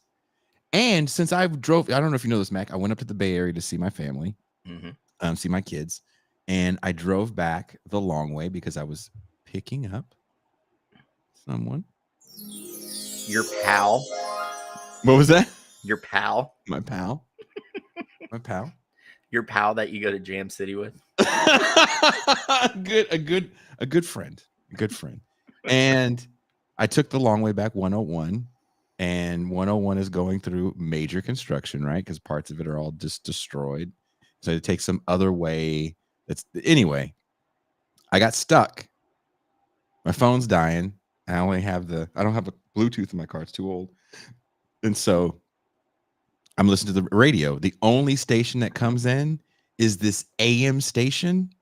That's like, what's that guy that we hate? Speaking of the Jews, Ben Shapiro. Ben Shapiro was on. And after him, it was the RNC. Oh, so I'm listening to the RNC. I'm stuck in traffic on what was a 2-lane highway, which is now a 1-lane highway, and it's just stopped. There's no fuzz. It's just a crystal clear fucking AM signal of RNC bullshit. And one thing that they do is they were just like, hey, there's open borders. Joe Biden is calling for open borders. And I'm like, no, he's not. He actually doubled down on Trump's Remain in Mexico policy. You do the puppy thing. You're just like, I was like, none of this shit is true. And why? I get it, right? It doesn't take much. Teray made that great point. People don't really know history. Why would you? Especially if you went to college to learn about like art history, you're not going to fucking know about redlining. Yeah. Why would you know about that? Oh, I have a friend that just got into real estate that claims that that's not a thing anymore. What, redlining? Yeah. I think it looks different, but yep. I think it looks very different. I look at it we all remember the term CDOs, right? CDOs. Collateralized debt obligations. Yes. After 2008, when the economy almost completely imploded, all they did was rename them and said, we won't use houses. And you know what they use instead? Car loans. Yo. Motorcycles. I did not know about what you were the one telling me. Was it you telling me about the 8-year loans? Yeah. It's insane. Yeah. For something that when you drive off the lot, you lost value. Mm-hmm. You're going to be buried in that car. You're at a dealership now. I don't know if you hear the salesman talk. I sold cars for 2 weeks, and I quit when someone said, we buried that guy. He's never getting out of that car. I was like, that's a good thing? Yeah. Oh, man. And Jay, he looks 25 because it's the whole premise of the movie. The educational systems collapsed so much. There was 35 million teacher deaths. Who the fuck would teach after that? Why? Especially if a dude's like pulling out an Uzi and shooting me over a barricade? Dude, I have a friend. We went to grade school and junior high together. We went to different high schools. But we're both from Richmond, California. And she went to sub in a school where we're from in Richmond, California. And this school has no windows. There's a few schools in Richmond that don't have windows. So the students, when they would get a sub, hit the lights, throw shit at the teacher. Right? Oh, man. Right? Yeah. She didn't have to be there that long. She was just like, you know what? The $75 an hour I'm getting for this? No. Yeah. It didn't take a lot of teacher fatalities. I think it would take one, maybe two teacher fatalities. When the third one happened that year, it's like, nah, maybe I could drive Uber. Yeah, the whole union's like, we're done. They're just packing their shit up and going. Like this movie, again, this is made in Reagan and Bush Sr.'s America. It was so violent.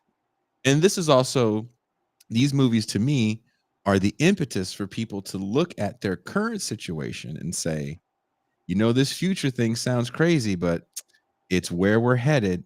Look at Los Angeles, look at New York, look at Chicago, look at Philadelphia, look at Pittsburgh, look at Cleveland. Right? Yeah. So these movies to me were great propaganda. I don't even think they were purposeful all the way propaganda. Dude, I'm telling you, this studio was completely funded by like the psychological operations wing of the Reagan and Bush one White House. Joe Biden, and again, here's more of that bullshit. Who writes that 94 crime bill? Mm-hmm. It ain't Newt Gingrich. No, it's also the same guy that was like in front of a Senate Select Committee said, you know what we need to do? Hope Haiti just falls into the ocean so it doesn't bother us anymore. He said, I don't care. Yeah. Right. I don't care if Haiti falls in the ocean. Yeah. That's that doesn't make it better or worse. He's a shitty dude. And I also remember when he came out and said, I don't give a fuck about what you didn't say. Fuck, he goes, I don't give a damn. I believe on the Senate floor. I don't give a damn about your backstory. If your mama didn't love you, this ain't about your pathology. And that's a quote unquote liberal. This is the same liberal that wants open borders. Hey, Jack, let's let them all in. Just flow. It's not true. Never mind. I'm continuing the wall and adding more impediments to getting in here and making it harder to legally immigrate here. And yeah. But this right here, look at this. The Board of Education has just found a solution. The perfect solution. You're next, Mr. Cope. For the class of 1999. What are you? The class of 1999. These androids were supposed to educate the students. Battle droids, Miles. Battle droids. To grab is the first topical pain reliever from Advil. What the fuck are you watching, man? Trains back and body ache. It is the only topical What the fuck? pain reliever. Oh, I had the Sports Illustrated story open from the WNBA stuff. I'm sorry, guys.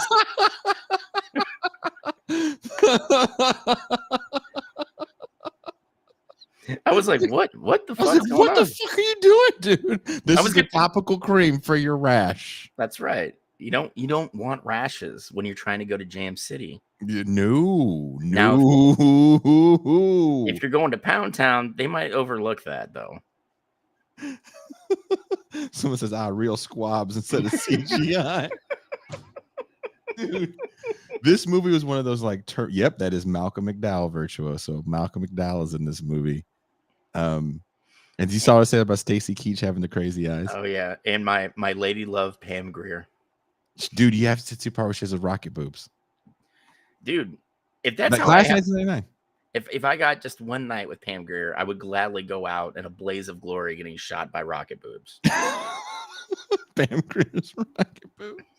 They made so many of these movies. They made that one 187 with Sam Jackson. Remember that? Yep. What's the one with the white lady, Michelle Pfeiffer, where she saved all the black kids? What is it? Oh my gosh. I'm saving the black kids. Yeah, that's what we just call it.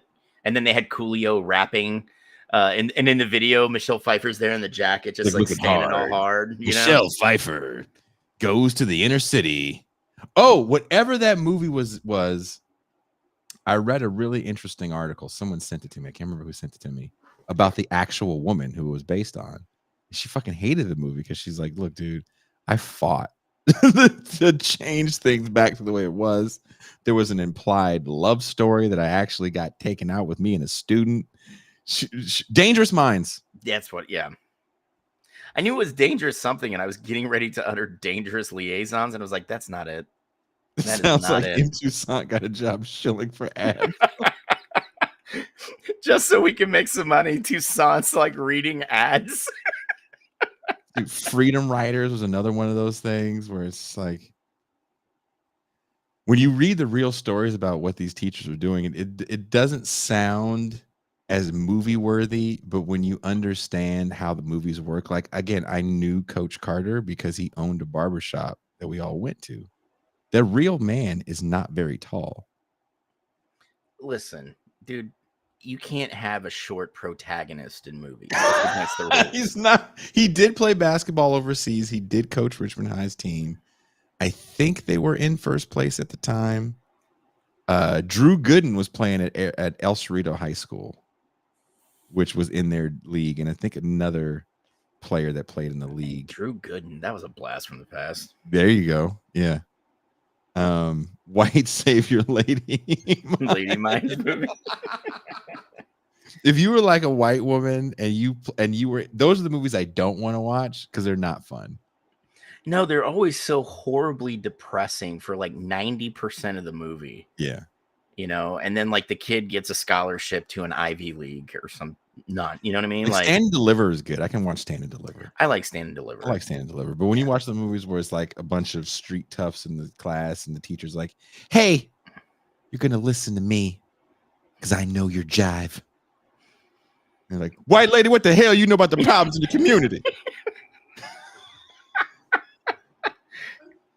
I was like, oh, fuck. I mean, dude, I remember the first day I had a class, I was told verbatim, shut up, white boy, I'll fuck you. And I'm just like, it's like, all right. And this is Econ 4? I was like, all I did, I was just like, bro, you're not going to like it. And he was just like, I don't even know what to say now. You know, and I was just like, yeah. He did it better for the I'm gonna be the contrarian here and say Sandy Bullock. Who was the other woman that did Freedom Writers, where they wrote letters to the Jewish Holocaust survivors? Like, Jews are treated just like black folks. You mean all my landlords?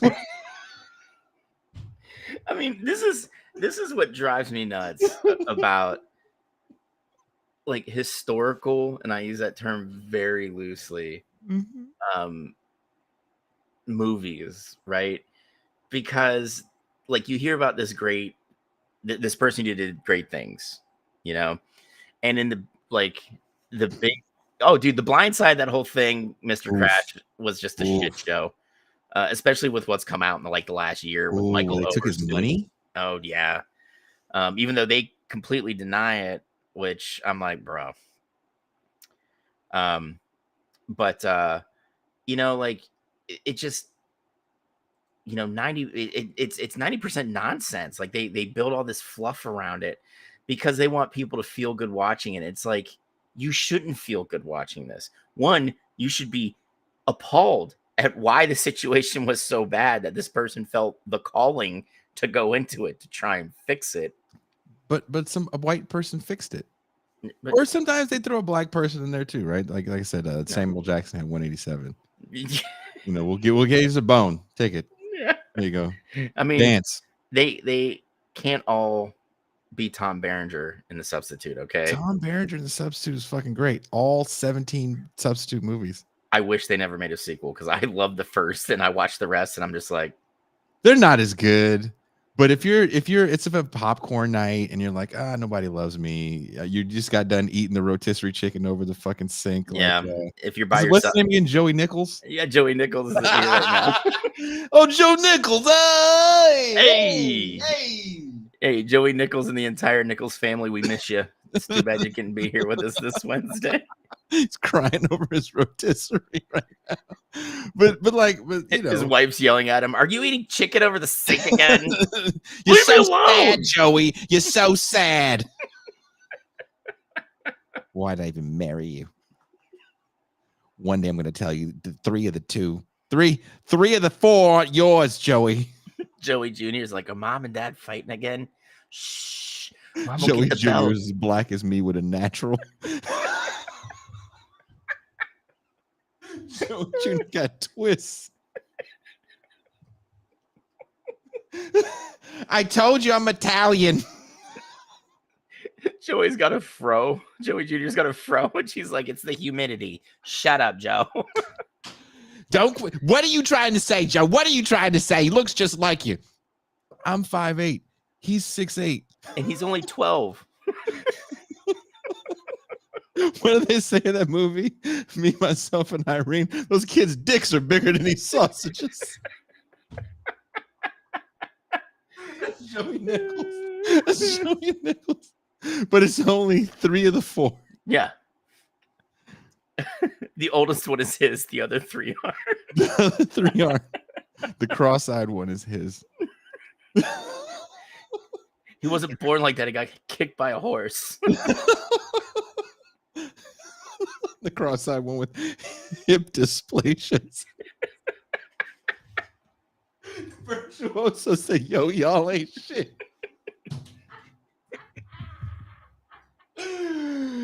I know, Virtuoso. I know. And that's why if we're going to hell, you know, these gasoline draws fit nice. That's right. I'm gonna go down burning and laughing. That's just If Joey watches this show, I swear to God, Joey Nichols gonna be like, it's like Taxi Driver on.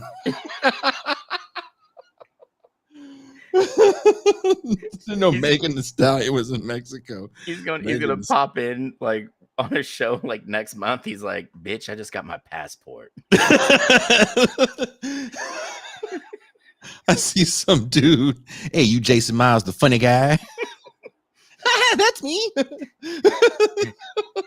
He like goes all White Goodman from Dodgeball, and you shut your mouth, Mr. Jokey Joke Maker. Joey, please don't shoot us. If you're watching the show, please don't shoot us. Or if you are, be a better shot than the dude who shot at Trump. Wasn't he like 20? Yeah. I wasn't shooting much of anything at 20. Just loads. Just loads. And those weren't going anywhere important. Jason, is that your happy sock? Shut up. I'm not that happy. Shut up. Everybody has stiff socks. Shut up. So what if this towel is stiff? Everyone has stiff towels. Why are you judging me? I told you about that time I got busted, right? Busted doing what? Jerking off? Oh, totally. Dude, it's a rite of passage for every dude. No, not like a child and your mom walks in. Like my friends came over and I was living alone. You mean you didn't lock your door? No. You dumbass. Oh, yeah. I'm not the brightest. I'm not, again. We're not doing this show because we're geniuses. Well, yeah, that's fair. But I mean, I've had my friends like come to the door's locked, but you can hear like porn blaring. No. They're like, dude, put your dick away. Let us in and come to drink beer. No. I was, can I say, yeah, fuck it. Let's see. Is anybody watching? There was a person I was dating. I was young and my dad had left me. So there was an apartment we had and he was like, well, I'm going back with your stepmom. You can stay in the apartment by yourself. And so I had this apartment to myself and I had friends over all the time because I was 17. It was the only place you could go and hang out, right? Who has their own place? So people would bring, my dad had left a barbecue pit and stuff there. So people would bring, I didn't have money for food. So I'd be like, hey, you guys want to have a barbecue at my house? You got to bring your own meat. And so people would bring all the food over. Solid. Right? Solid. And I like it. So I didn't, this is an open door policy and people were always at my house. And so there's this person I was talking to at the time, again, 17. I don't think I turned 8. I might've just turned 18. And you know how those conversations start when you're young. So what would you do if I was there? I would touch your earlobe. Oh yeah, that's the good stuff. Right. And I knew my friends were coming. And I was like, she goes, is anyone there yet? I was like, no, they're not here.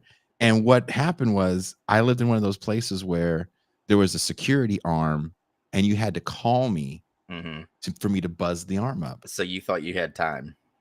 But here's what I forgot. I didn't have call waiting. So they get a busy signal, and I'm thinking the busy signal will give me time, right? Mm-hmm. But I have friends that want to get in by any means necessary. So they just did what all jerk off kids do. They snuck in behind someone that had a key card thing. Yep. Right? Mm-hmm. They get in the house. I will never forget this day. It was like one of those days where everybody came. Everybody came. Underclassmen came. There's 38 people walking through the door. Jason's got a deer in the headlight look, dick in his hand, like phone here, just like, oh. I'm in the closet, right? I'm in the closet, and I hear people go, "Motherfucker, we here. You didn't even answer the phone." Right? Coach Will was there. He can tell you about this day. He was there. He remembers, and these motherfuckers never let me forget. I go, "Oh shit, they're here." She goes, "Okay. Hang up the phone, and they're like, "What the fuck were you doing?" You know, I was just in the closet. What the fuck were you doing in the closet? Nothing. And you look on the floor, Mac. I wish I was making this up. There was a jar of Vaseline, a towel, Oh no, and a Bible, a mini Bible was on the floor. And so it's not just the main guys walking, because like there's your main crew of people and the hangers on they bring. Yeah. Uh-huh. So also because I have a house that you can hang out at, or a place you can hang out at, chicks come. Oh, there's chicks there. And so they go, "Hey, y'all got to come in here and see this. This fool got a Bible on the ground. Was you jerking off to the Bible, blood?" Oh no. Oh no.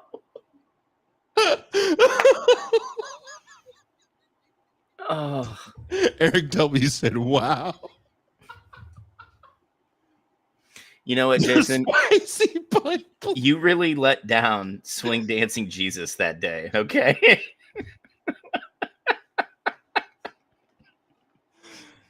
That. So I was treating my eczema. I mean, the only positive to draw out of this is you weren't so close to where like your buddies walked in and you like just blew a load on their face.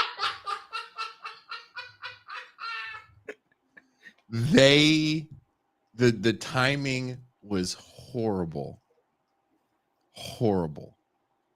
Because this is like the baggy pants era, so I'm saved by baggy pants. Yeah. But you know, you dude, that I'm 40, I'll be 47 next month. If I run into any of these people, they will bring this up. Oh, I would too. John 3:16 really gets them bricked up.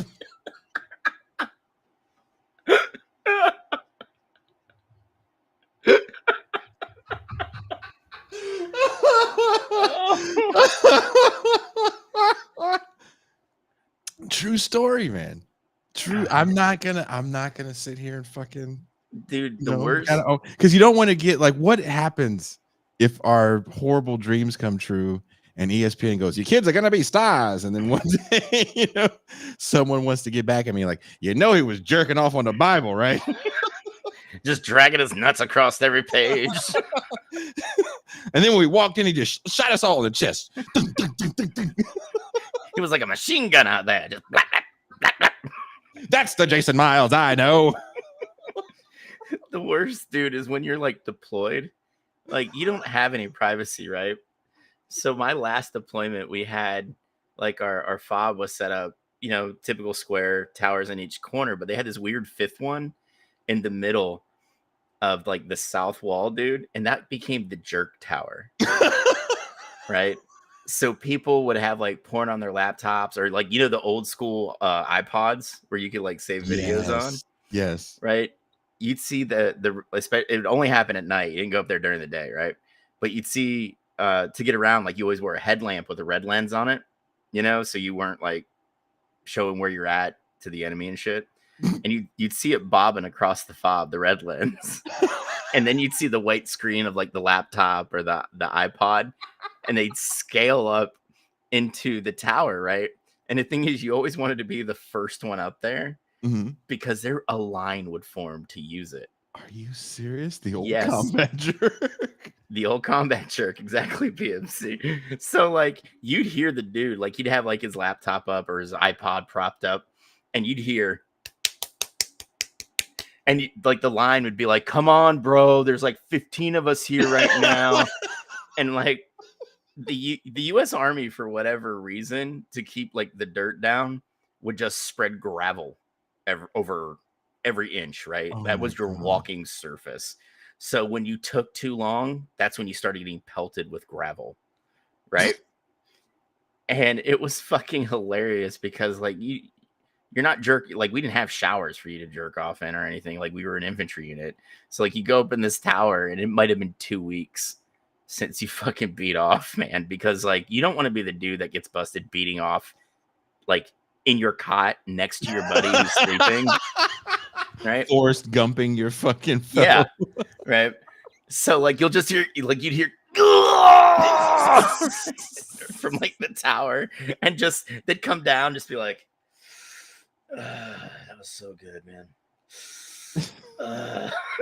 And then the next person would scale the ladder, go into this tower. Jeez, that life's hard. Sometimes we have difficulties. Yeah. Sometimes we find ourselves in embarrassing moments. This is some Roman Empire shit. The Jerkatorium. Jerkatorium.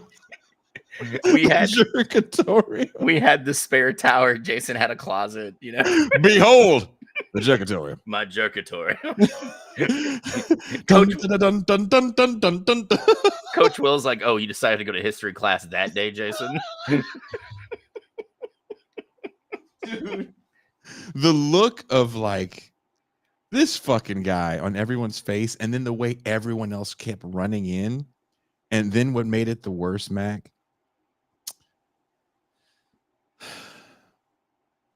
There was a young lady that they had brought that had won. It was like Miss, I think it's called Miss Beanie Beanie. It's like a pageant. It's like a Filipino pageant. Oh no, you had a pageant girl there? And she had her sash on and the crown. Dude, she was out there celebrating and walks into the church palace. Fuck. She was like, "I'm gonna barbecue with all my friends after my win. I haven't eaten anything in like 3 weeks prepping for this. I'm gonna smash a steak and 12 burgers, and you're just there dick in hand." Ugh. A steak and 12 burgers. Dr. Claus said gooning. Gooning? I believe you call it gooning. What the fuck, dude? That's my claim to fame now. Is I'm the guy that calls Norman Finkelstein. You said grooming? No, gooning. Oh, sorry, Norm. We still have a decent shot of getting our own show because Pat McAfee has a fucking show, and he doesn't say anything. We're way more entertaining than Pat McAfee. I know. I watch him every night on Raw, and I'm like, why did you give him this job back? This dude sucks balls. But he punted in the NFL. Like that's a criteria now. Like that's how low our bar is. Our bar is so low. Fine. Right, I am gonna go to the UFL and start punting. That's what I'm gonna do. And you can say I've got a professional athlete, and they're gonna look at me and be like, "You? That guy's a hairier Sebastian Janikowski," and I'm just be like, "Fucking!" I'll start smoking again and just have a cigarette hanging out of my face mask. Like, "Hey, dickhead long snapper, make sure you get it here this time." When Sebastian Janikowski joined the Raiders, there's a city called Walnut Creek that a lot of the players hung out at. It's a very, I guess you can call it an upscale suburb. And there was a club, and Sebastian Janikowski got kicked out of it, I think. And he was going around on the street because street parking used to be free in Walnut Creek, and he was kicking off people's side mirrors.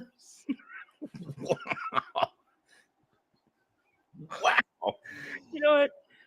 He struck me as the petulant dude I hope You he know. grew up. I'm sure he grew up. He's in his 50s now, probably. Oh yeah. No, he's a little younger than us, huh? He's your age, isn't he? Oh yeah, probably. I mean, dude, because I just remember him being taken in the first round as a kicker, and I was like, what? He had a long career. I mean, dude, I appreciate any man who looks worse than me in a jersey and pads and makes it 10 years. I'm like, dude. What did McAfee say about Caitlin Clark before we Dude, I heard about it. I don't know what he said because I barely watch. If it's not Scott Van Pelt Sports Center, I don't even watch ESPN anymore. I love Van Pelt. I love Van Pelt. And it's kind of sucks because like all the Sports Center anchors we grew up with have either left of their own accord or they're being forced out because Disney is doing massive cuts to ESPN. Oh yeah. Because they're trying to sell it. Yeah. Or have somebody like a partner come on to kind of take the financial onus off of them. And I have a really good friend, Dominique. She's on a radio station here in Fayetteville. Out of college, she took an interview up in Bristol on the campus at ESPN. And she asked starting salary. And this is like in 2004. And they were like $35,000. And she's like, you can get fucked. I mean, because people don't realize all there is in Bristol, Connecticut is the ESPN campus. And the thing is you had so many people that signed big money contracts, which force housing and all that shit up, right? So like if you're one of the lowly peons that's like a fact checker, oh God, he did that, Claw? Jesus Christ. What a dumbass, man. I don't understand this shit, dude. Like, you can't just appreciate Caitlin Clark for the player that she is. You know, I remember when people were like, you know, yeah, oh, dude, Claw, it was fucking awful. ESPN expects you to work for pennies while you make Prestige. it. Yeah, and you build up your resume, and then they would give you the big money deal. Prestige job. People don't realize Dan Patrick, who was at the time the highest paid SportsCenter anchor, was there from almost the beginning of ESPN until he started making money in the mid 90s. You know, so he's got a successful show of his own. Yeah, I mean, dude, he branched out and like started. I think only works with NBC, PMC. I don't know, man. NASCAR is there. There's 3 sports I don't talk about: golf, tennis, and NASCAR. I have no interest in any of them. I think it's the last Sports Center. Yeah. No, dude, I don't understand. Like Caitlin Clark is one of those things where, to me, all you have to say is she represents a changing demographic in women's athletics across the board, and she represents the change in male acceptance of female athletic prowess. That is kind of it. If you want to go more in depth after that, I'll listen. But it's either this love or this hate in a way that's like, well, you're not acknowledging the fact that demographics in sports, especially because sports cost so much money.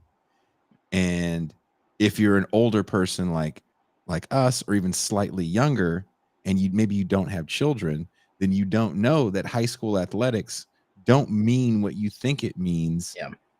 You know, just watch college football from the 80s and even 90s. Watch college basketball, male and female, from the 80s and 90s, and then watch it now. And you're not going to hear as much talk about high school as much as you're going to hear about McDonald's All-Americans. This is what they did in AAU. They played really, really well at Tournament X. That's bigger than, oh, they put up these huge numbers in high school. Nobody cares about that. How did you do it at the 8-on-8 camp? Yeah. I mean, and that's the thing. It's, you know, again, this is something we've kind of hammered home, and I think we should continue to hammer it home, is we're going to see, it's going to be like the Hunger Games minus murder. You know, only certain people are going, these kids are going to train full time for that thing. Yeah. And we have set it up that way because what did we allow to happen? this explosion in camps, right? Mm-hmm. Before it was, we'll send, 2-day camp, we'll send the kid, and maybe they meet a famous person, and this famous person gives them some, nuggets of how to be better at their position. Now these camps can be up to a month long, where you get like one-on-one work with the QB whisperer, Jordan Palmer, or whomever else. You have full academies, IMG, that started out as a giant sports camp. And they were like, you know what we should do? Just house these kids here and turn this into a prep school. It's always a tennis thing. Yeah. And, that's the sad thing is when they saw it work at tennis, they're like, well, let's try other sports. Let's try this sport. Let's try that sport. Let's try baseball. Let's try. Yeah. And now IMG is mostly known as a football factory. If you want to be looked at by big time D1 programs these days, you know what you're doing? You'll probably play your freshman and sophomore year in high school in your local town, right? Or city. You put up good stats, you transfer to IMG. Yep. And from there, they essentially do the recruiting for you. They build your game film. They send it out to Kirby Smart and Kalen DeBoer and Ryan Day. And those are the phone calls you get. If you're a dude coming from Ohio, you don't have to worry about getting offers from Toledo and Akron and Miami of Ohio because IMG did the work for you, Like it's disgusting because, why do we have to commodify every fucking thing, man? And that's fun. High school sports doesn't always have to be about becoming a pro. That's the dream you want to have when you play. That's cool, right? I had that dream when I played Little League. Dude, I had that dream my freshman year of high school, and I was like, I'm going to grow this summer. I didn't. And then I was like, I'm just going to enjoy the next 3 years because I play football in Ohio, and, my girlfriend's in the band, and we get You were just living the dream, dude. Bro, I was fucking... I got a hot girlfriend. She's goth. You might know her. Well, she was pantyhose more. in her arms. She had purple hair, and I fucking dug it, man. And she was a beautiful young lady that was right up my alley. Fat ass, big boobs.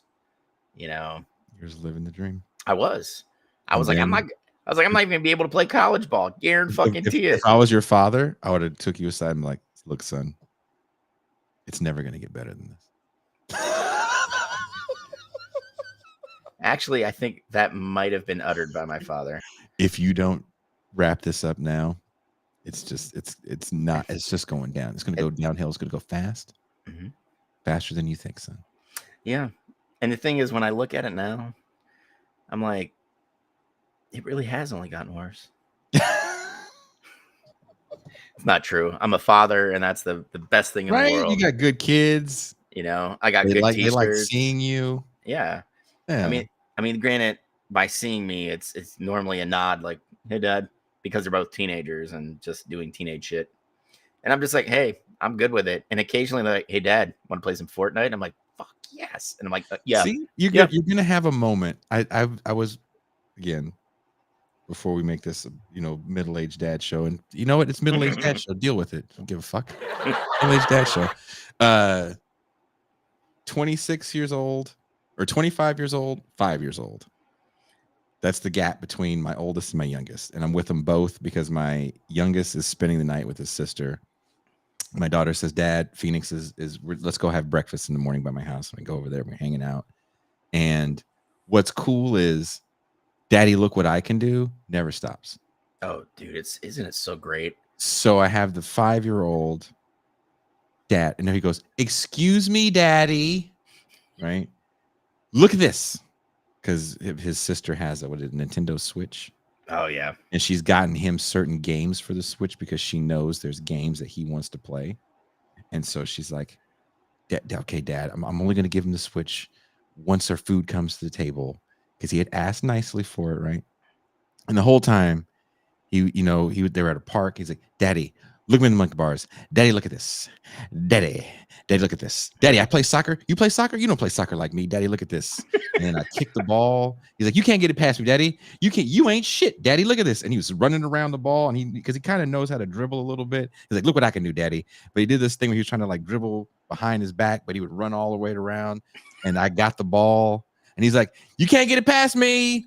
Please tell me you kicked it and just drilled him right in the face. I kicked it and drilled him in the chest. And I felt so bad. And he went, and I ran over. I was like, shake it off. And he goes, that hurt, Daddy. I was like, shit. My daughter's looking at me. Her boyfriend's sitting there cracking the fuck up. And he's like, what's wrong, Pops? So we go to the restaurant. He's playing the game. Daddy, look what I did. Daddy. And my daughter's like, Dad, but look at me. Look, me. I got an 800 credit score, Dad. I'm fiscally responsible, Dad. Look, Dad, look. And the whole time I was thinking, I was like, as overwhelming as this is, this might be maybe one of the greatest moments I've had in my 47 years of life. Having both of these kids so excited to say, Daddy, look at me. It never stops. No. And what I think is rad is that, you have your oldest and your youngest there. Mm-hmm. And she just envelops him. Mm-hmm. That is cool as shit. That is cool as shit. Because I'll tell you right now, me as a 25-year-old, if either of my parents had a 5-year-old, I'm like, a little late, aren't you, bud?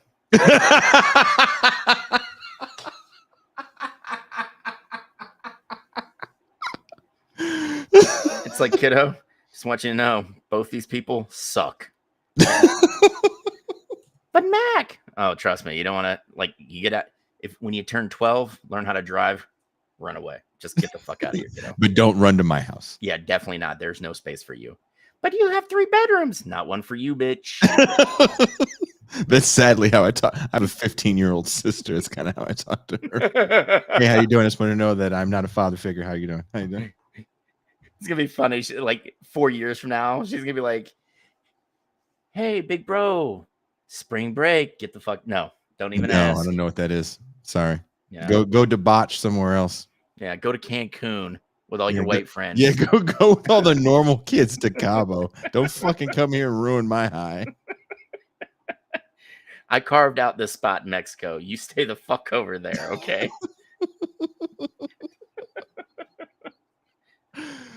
Actually, my little sister's great. But before we go, I do want to bring up the Copa de America. Am I saying it right? Yeah. I had a hotel, and on the hotel, it was Trump, and then it was football. And I was like, I'd rather watch football than Trump. I thought Fox did a decent job covering it. What did you think? I am glad that we're starting to see big time football tournaments here.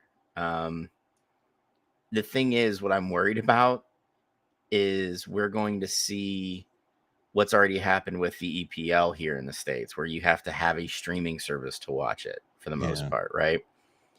I can see them, like, I love rugby, right? I want to watch Rugby World Cup. I have Peacock. And they're like, oh, you can definitely watch every match in Rugby World Cup for another $100. And I'm like, dude, oh, fuck you, man. It's fucked. I was like, do I look like I have another $100? I lied and said I was in the military because I get 20% off of what I paid for Peacock a month. I literally had to scan a picture of my old ID, which I never turned in.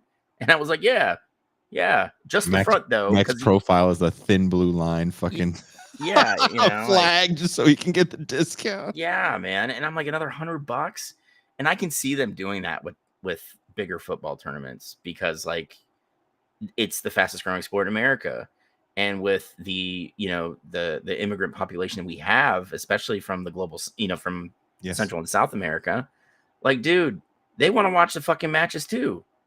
It's so dumb. And I know there's the whole thing about the people. It took an hour to start because of the whole how do you say it? What would you call it? I don't want to say melee because it really wasn't a melee. It was a more of boisterous crowd, is what it was. but it's a championship game. Yeah, and the thing is, it's like this is the defining line between America and the rest of the fucking world. And it might not be so bad in some places now, but there's a reason in a lot of football stadiums where the home crowd seats are completely detached from the visiting crowd. Right? And it's to cut down on, what, some people affectionately call it football hooliganism, right? But that also goes into like firms and the aftermatch violence and all that shit, right? But it's bigger. We have some scuffles here at American stadiums, right? But for the most part, we're pretty well behaved. Dude, you can see football matches that have gotten out of hand in like South America where you get the riot cops. They're already on standby, right? They've got grenade launchers with gas canisters in them. They're just waiting, they're waiting for something to happen and just thump and just let it go. You have crowds that let off fireworks at the opposing fans, so it's just a giant fire missile shooting out at them, like it's ridiculous. So like there's a world of difference between going to a game in the States than there is in like, say, going to a match in Colombia or Brazil or, any of these other places, and I don't think that's bad. Like, I would love to go to a match in Colombia. Yeah. Just to witness it. Yeah. But like, it's different. It's so different, the fan experience. And a lot of people don't realize that. We here in the States, we have like this very quaint idea of football. MLS, you have like, I'm a Charlotte FC fan, and they have what they call like they have their own little fan club. But you'll never see shit like that pop off in an American football stadium the way you will in many other places. You think it's the nationalism too? Honestly, probably.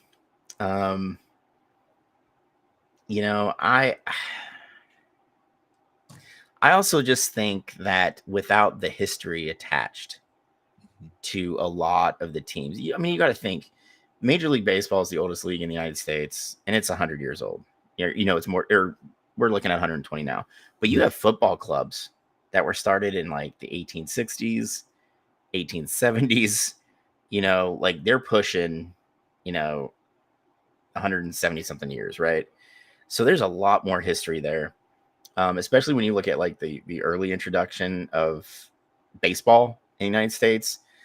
You had the American League, you had the National League, you also had the Federal League. Teams came and went until they kind of, solidified into the teams we have now. When you look at, the NFL, nobody really gave a shit about the NFL until TV. Basketball was the same way, so like there's not a historical, almost 200 years worth of stuff to really drive that kind of like batshit insanity. And I'm not saying that in a bad way. And movement of players isn't going to affect, and you don't have the same kind of movement with national teams, but the movement of players is so different that do you think there's more people that are fans of players than they are of teams? I think LeBron comes to mind for me. Yeah.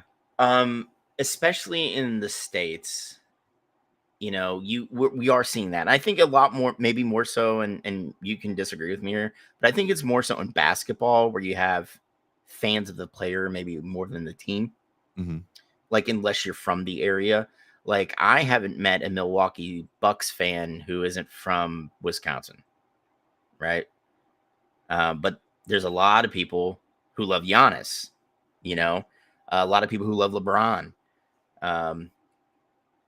you know, so, you know, and when we talk about free agency, it's a lot more different than like the football transfer period. Yeah. You know, so it's way different. I mean, and you know, you know, when you look at especially, oh, dude, yeah, Sefri, absolutely, Turkish fans, Balkan fans are crazy about their football squads. But you know, you only have certain windows where players can move teams, and you know, in European football, it's not like the season ends and then you have free agency where players have, you know, the control to leave their team and go somewhere else based on the deal they get. There, you know, with the transfer window, you're kind of at the mercy of the team. Like, you can have that conversation, but if the team doesn't want you, or they have to get in compliance with like EPL rules, which there are rules on how much debt you can carry, right? It's not so much a salary cap, but you're limited in the debt you can carry season to season. And if you carry too much debt, you lose points in the table. So you can slide into the relegation zone very easily. So like you have to kind of balance like what you spend on the team and how much income you have coming in. So like it's way different. But I mean, you even still have players in European football that, you know, are iconic, you know, Messi, Ronaldo. I mean, what know? did you think of the game?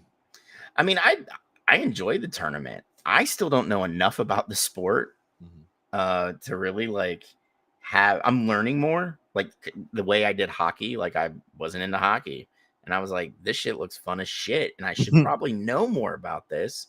So like when the Kraken became a team, I was like, I'm going to be a new fan. I'm going to pick the new team. No one can call me a bandwagoner, you know? And, okay, thank you, Nuri. I appreciate that. You know, if the player doesn't agree, like in Nuri, here's a question that hopefully you can ask. How often do players opt not to go? You know?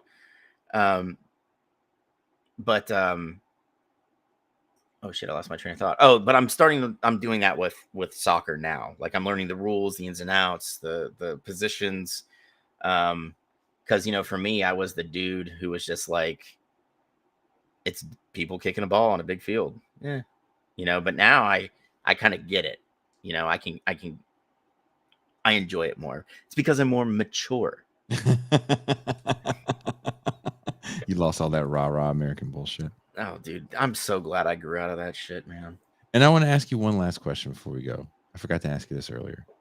I like my steaks medium rare. Because you're a good man. That's right.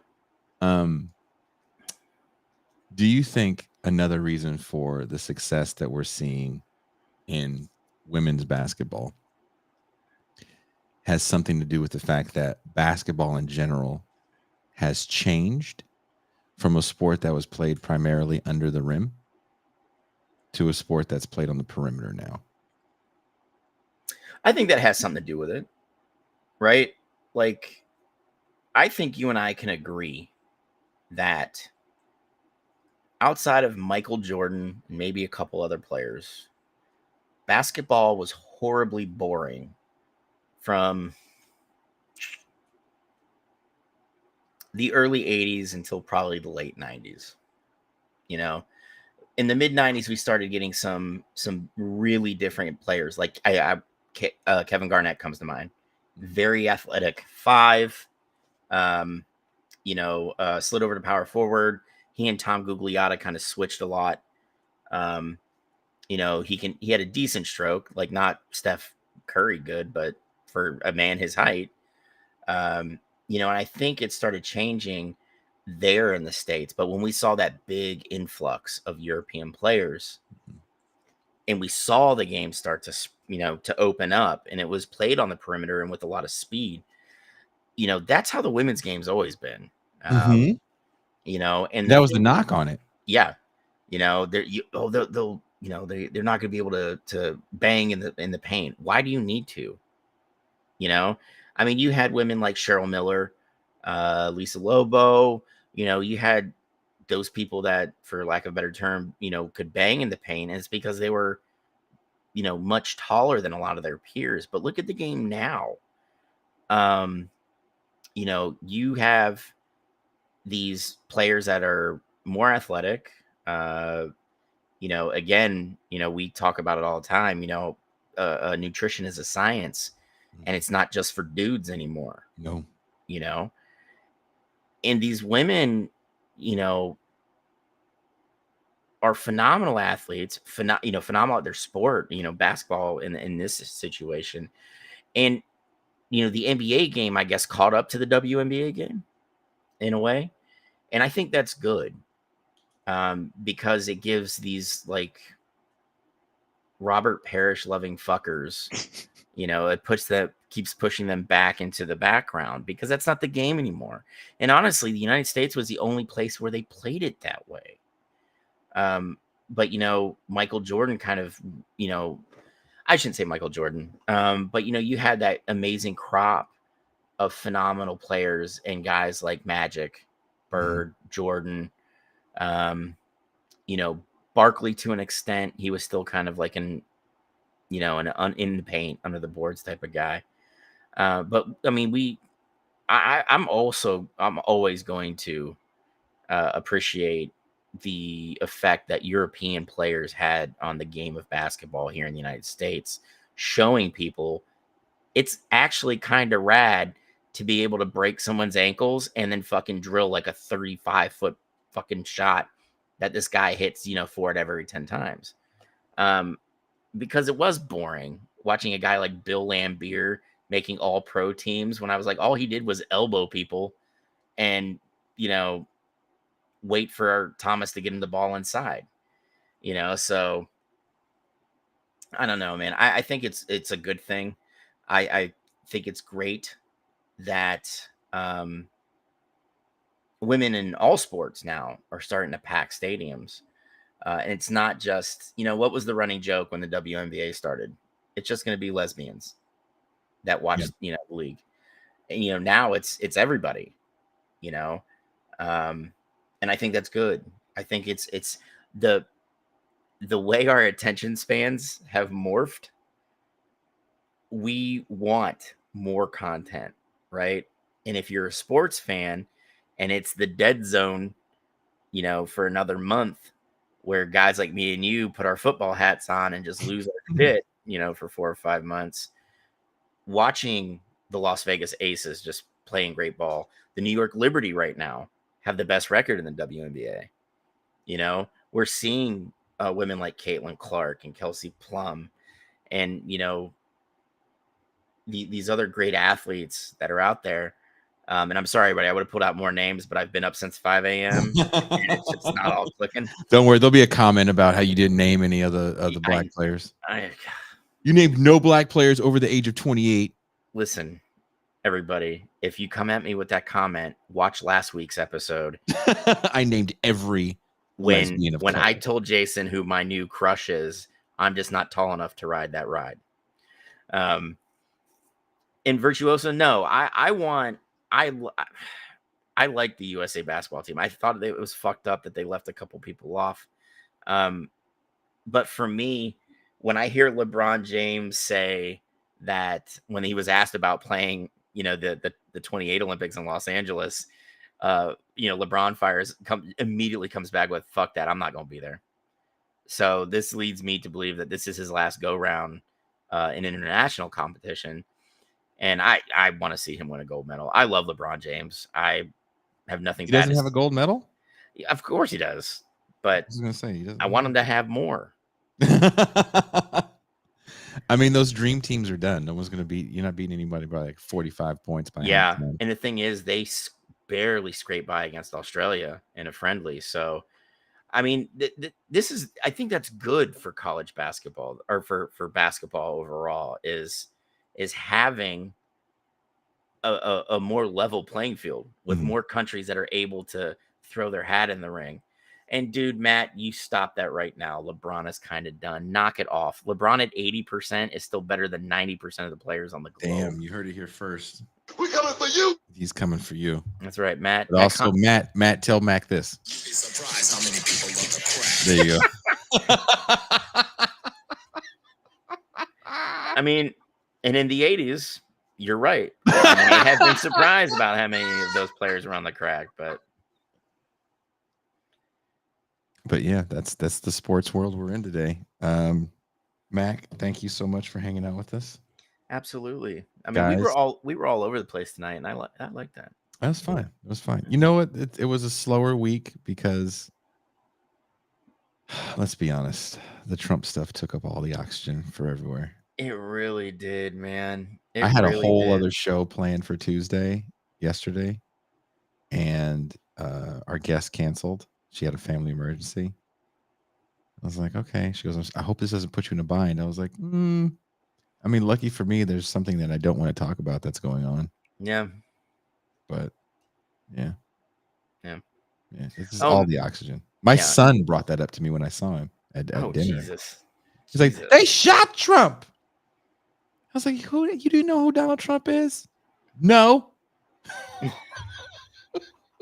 You know what, bud? Don't know who he is. That's okay. I was like, okay, are you gonna finish coloring that picture? Yeah. He just draws a big orange circle, some yellow hair. What's this? This is the T-Rex eating Trump. He didn't say that. We ended all the Trump talk after a Jedi mind trick. These aren't the things you're looking for. These aren't the news stories you're looking for. Dude, somebody at work asked me about it, and I'm like, bro, I'm not talking about this shit with any of you. I don't know any of you well enough. Oh, funny story. My big boss that I'm onboarding, as they call it in the business world. Something wasn't working on the computer, and he goes, "Godless communist." Yeah, you said that. If someone at my brand new job that I had gotten that was getting me out of a bad situation of a previous bad job, and they said, what do you think about the Trump thing? And this is why I can't keep a regular job. I would have been like, I don't know. I want you to tell me what you think. And I would have sat there and listened to the most insane bullshit. I think it was the left. Oh, really? Who? Joe Biden. Interesting. Keep going. This is great. Yeah, I've avoided all political talk because once you tap the commie faucet in me, I don't turn off. I told that to a woman, and she didn't believe me.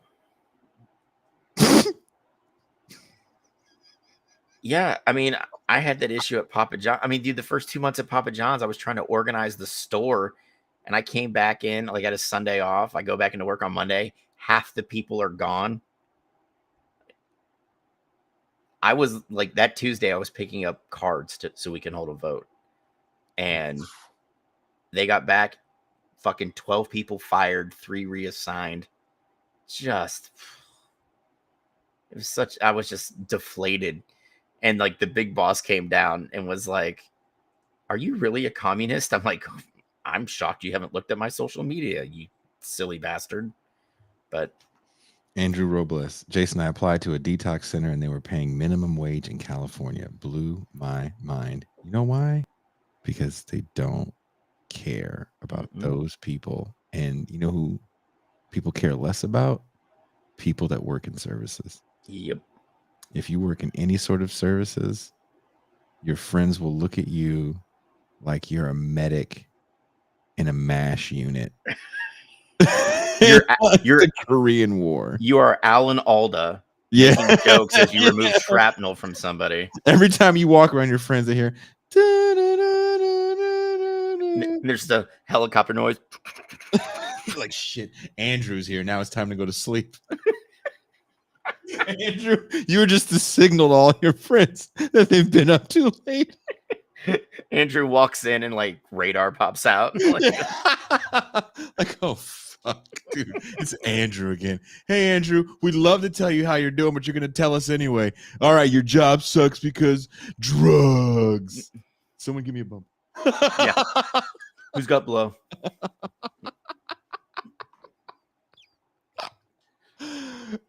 Sorry, Andrew. Well, please Andrew, don't- I just want you to know, man, I appreciate what you're trying to do. Get out there and help any way you can. Jason can tell you every bit as well as I can. It is a very grinding job. You might be in that world, Andrew. I don't know. I'm just letting you know right now that I think you're doing the Lord's work, whatever that may be. And it's no one's going to thank you. No one's going to thank you. Yeah. I'm going to thank you here tonight. Thank you. Anyone watching this show, if you work in any kind of services, you work in a detox place, you work in a homeless shelter, any kind of social work, really. oh fuck, thank you, because I couldn't hack it. I'm here talking bullshit with Mac right now because I didn't like the way things operated, and I just couldn't do it. It wore on me too much. Yeah, I've got friends that are social workers, and they're like, it's a millstone. Like, you're trying to help people out. The state's actively working against you. And it's just, you take a lot of it home. Yeah. You take a lot of it home. And Dr. Claude, that was your problem. One, allowing a Miami Heat fan into your Twitter space because he's from Florida. And he's only got about a quarter of his brain cells because he spent his entire life doing Florida man shit. So. But on that note, Mac, it's early for you and us. I know you have a regular life now. I do. It's so amazing. Let's go out on a happy note. I sent you a fight, didn't I? Oh, dude, yes. Yes, you did. I'm gonna pull this up. Play it up. And everybody, I want you to watch the video carefully. And if you've been watching this show long enough, I was in the 82nd. And our little dancing fool that Jason's gonna show you, pay attention to his fight trunks and see what's plastered on there. This was supposed to be this guy's big fight. Sorry, I'm everything's moving extremely slow. That's what she said. She did, and that's when she left. And then she was like, can you hurry up? Oh my God. Real Housewives is on. She's like, dude, this Jam City's gonna fucking back up. Back up at Jam City. I'm not a fan. What's with all this traffic?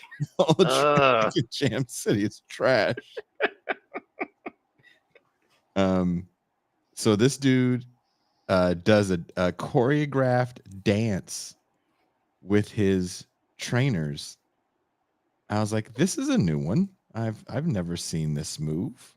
And you could tell that they did not hire Janet Jackson's choreographers before. No. Yeah.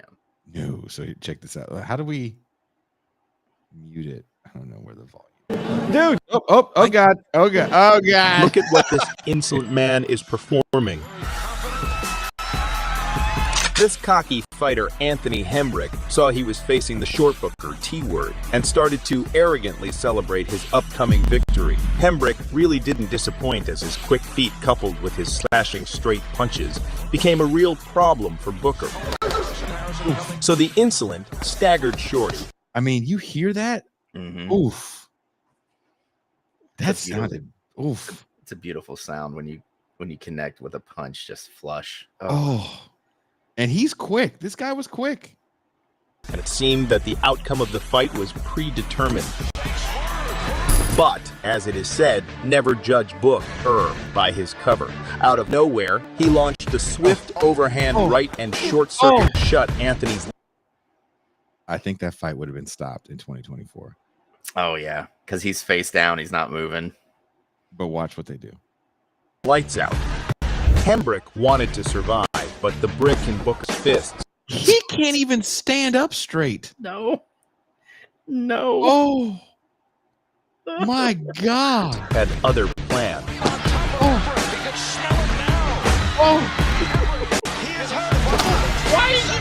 Why did Booker- you let him come back after the last knockout? He could barely. He's leaned up against the ring post. He doesn't even have his hands up. Jesus Christ. And Booker just comes with that overhand. Oh my God. The referee's like, he hasn't shit himself yet. He's fine. He's not bleeding from his rectum. The fight can continue. If I don't see blood out of the ear, we're all good here. Jesus. Booker punished the insolent and got his opponent's girlfriend wet. Okay, that commentary, unnecessary. Yeah. Dude's girlfriend is hysterically crying because she saw her dude get knocked into the nether regions. Oh yeah. Yeah. Oh But my- yeah, he had an 80-second patch on his fighting trunks, guys. Oh. Jason sent me that earlier, and I was like, wait a minute. I watched it a second time, like, he's got a fucking patch on there. What a tool. Yeah, Ugh. apparently I was reading the comments. Apparently people were at that fight. It was in Fayetteville. He wanted to bring a fight to Fayetteville. This was going to be, I think this was a title defense. Yeah, it was a regional title, USBA. And it was going to be a big fight for him.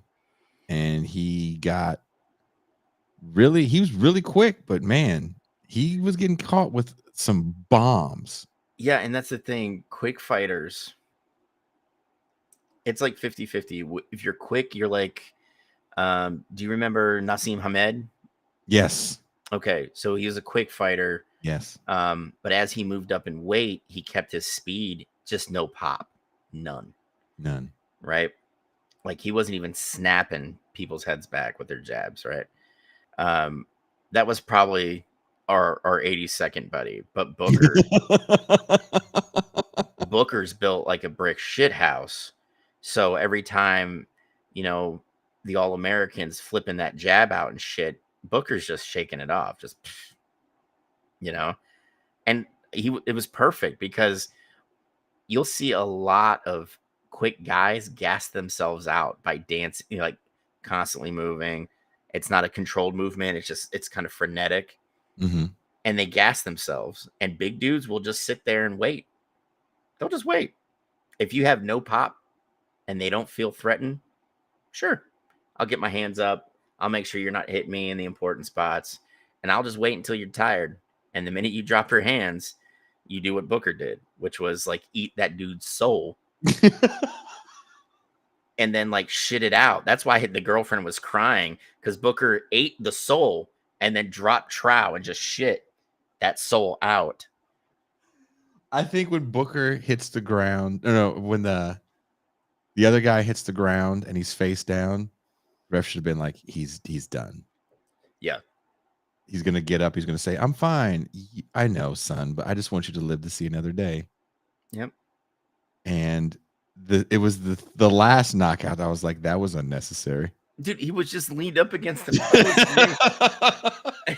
And just that overhand, man. He came over the top with it. And you just It was so brutal. It was so brutal. And you know what? I hate to say it.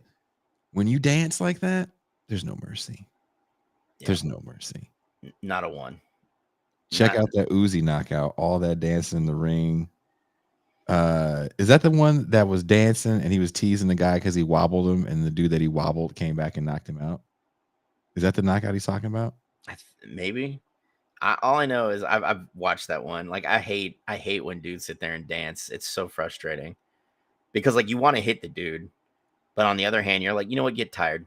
Go ahead, dude. He hit that man with some bombs. Yeah, and then ate his soul with like a side of mac and cheese, some dirty rice. Oh, that sounds very delicious. Maybe some biscuits. I don't know. Honey butter. Big honey butter on the biscuit fan. Oh, dude, yeah. Honey butter on the biscuit. Like all right, thank you. Thank you, guys. Mac, once again, I appreciate you. Next week, we won't be here. Pascal Robert and Daniel Tutt will be here to be discussing liberalism versus fascism. Ooh. Who will win? It's like the meme.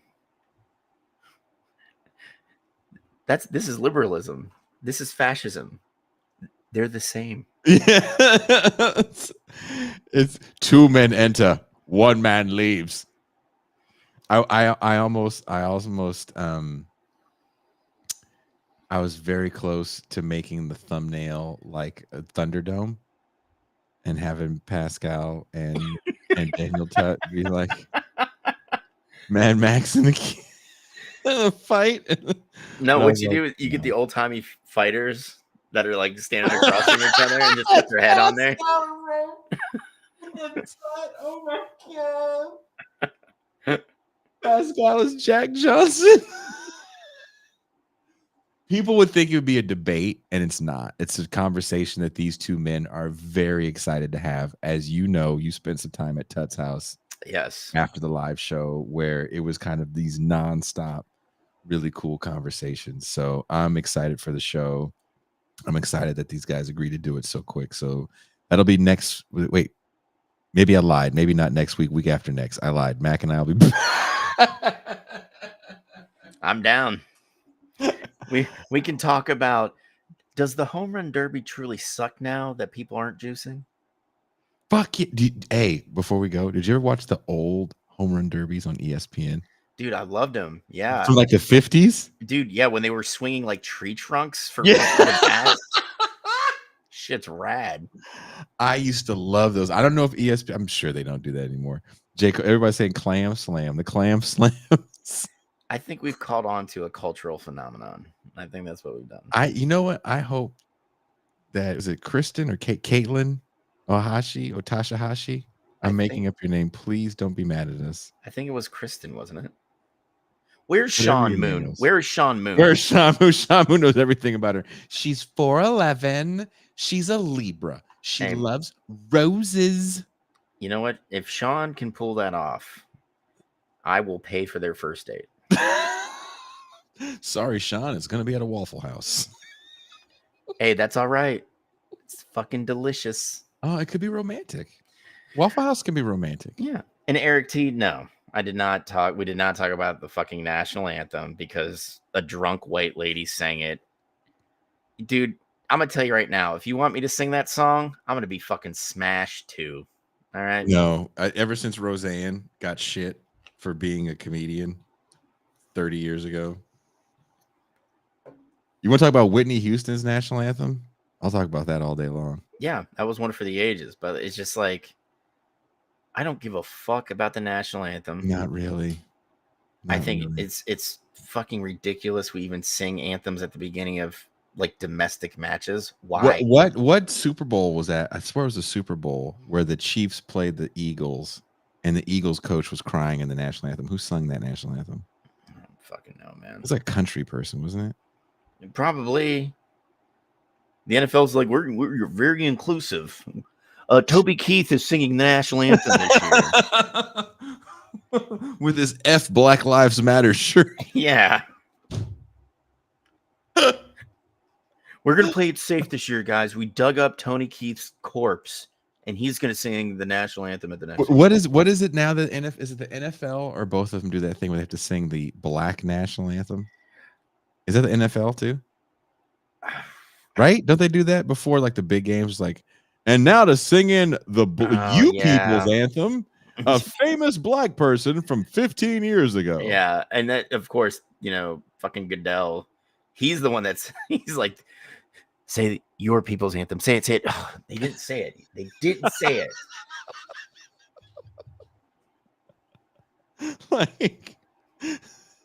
Like seriously, who the fuck? Like, I don't know. If you know all the words to Lift Every Voice and Sing, I just assume you're Black PMC. I just assume if you know all the words to the fucking national anthem, you deserve to be punched in the junk repeatedly. I've been black for 40 years now, 40 plus years now. And in this 40 plus year blackness, I've never walked by a black person. Lift every voice and sing. I've never been able to do that. You know what I have been able to do in Texas? The stars at night are big and bright. They bring the horn of pigs. Fucking Texas. You know, you can do that. Go, hey Mac, I double dog dare you to go in the blackest neighborhood of Fayetteville. With just hey, you over there. I'll go up to my boy Dev. Dev, do you know all the words to? Yeah, lift every voice. Yeah, lift every voice. He'd be like, "You better shut your white ass up before I fucking shoot you." If he doesn't throw a drink on you like a black woman in a reality show, I challenge all 8 black people watching right now to just walk into a barber shop and just start singing, lift every voice and sing, and tell me what happens when you get to the next verse. They're gonna look at you like you're fucking high. Dude, the only 2 songs where you can just like start singing it and that you'll get a bunch of people like piping in is that fucking stupid Texas song. Yep. And Sweet Caroline, because every white person's all you can do that. Yes. If walk into a barbershop and sing Lift Every Voice, and people are gonna look at you crazy, and then sing any R. Kelly song. That they don't get, like, you go, lift every voice and sing, shut up, nigga. Your body's calling. Oh shit. Somebody pipes in with lift every voice and sing. It's just like crickets, and you hear it's the remix to Ignition. And then you just put your head down and go. People just start pissing on each other, just like.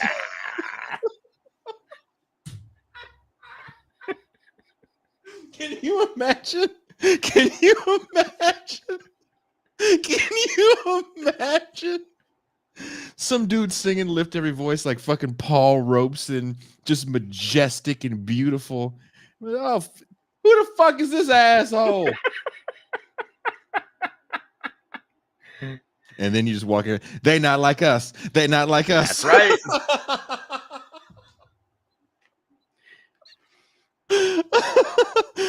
And Turner says, "This is my Adult Swim for sports content."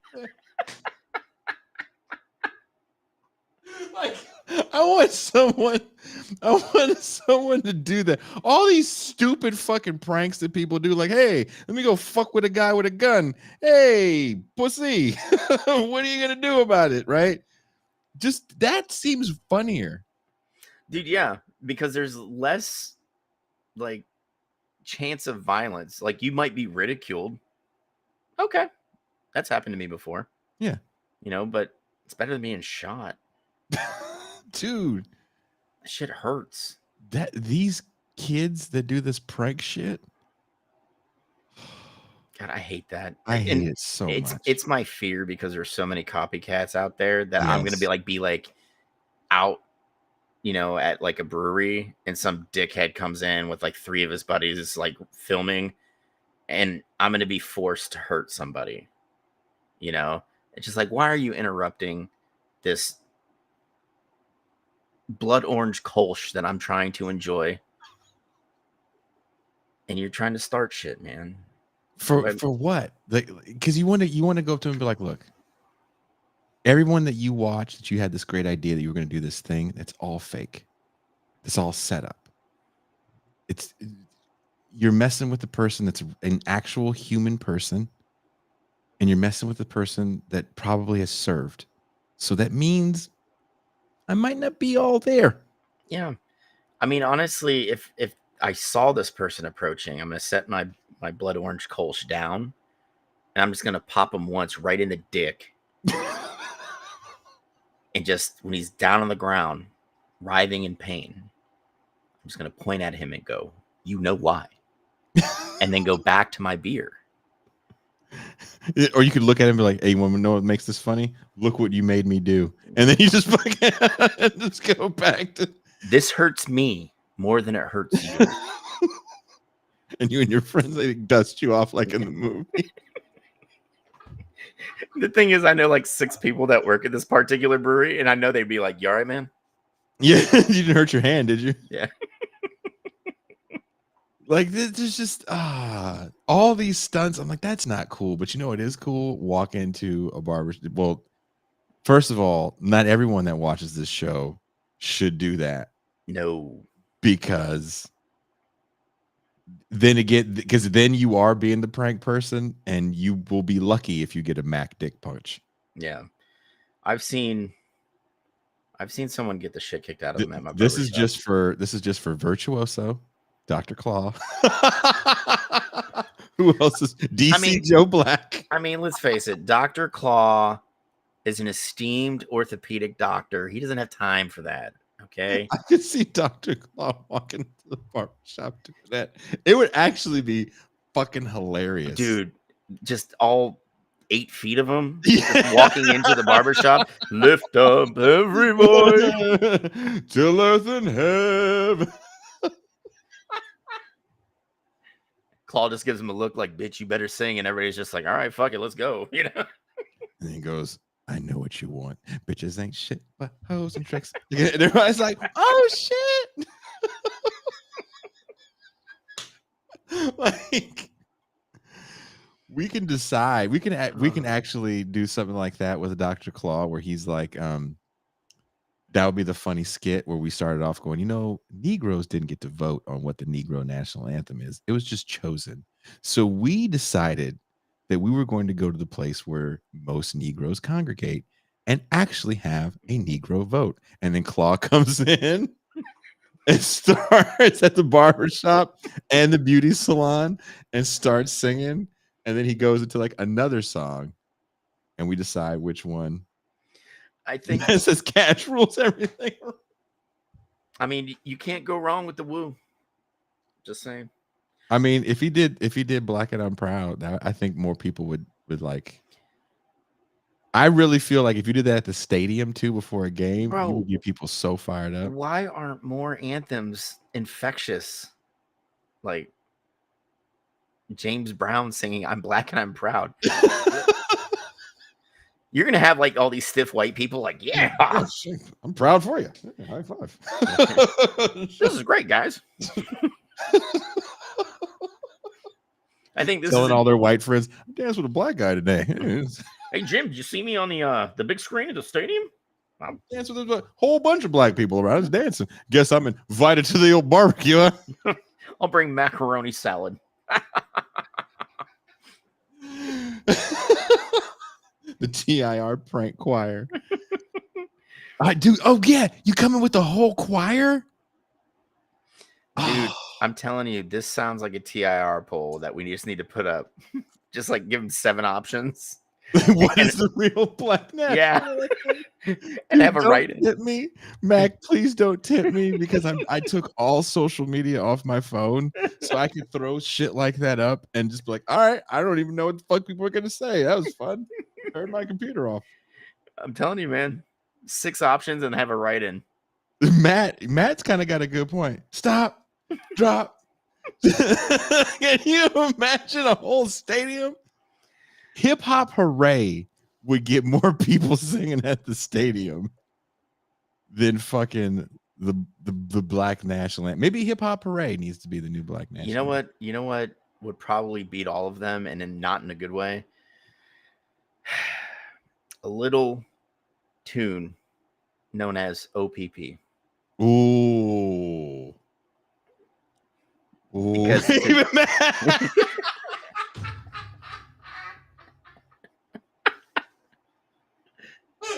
we're laughing because Matt says, "Ooh." Dude, everybody to this day knows that fucking. I'm gonna go. Look, you've already told me. I can't do it for my phone while I'm waiting for shit to download and upload for the audio only of this. I'm gonna put a thing, some vote, and as many options as they give me, I'm gonna think of as many songs as possible. They'll still make Celine Dion sing the Black National.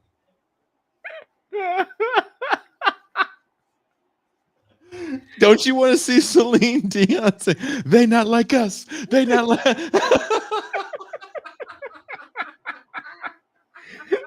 Fucking Celine doing Kendrick. Oh Can man. you just imagine?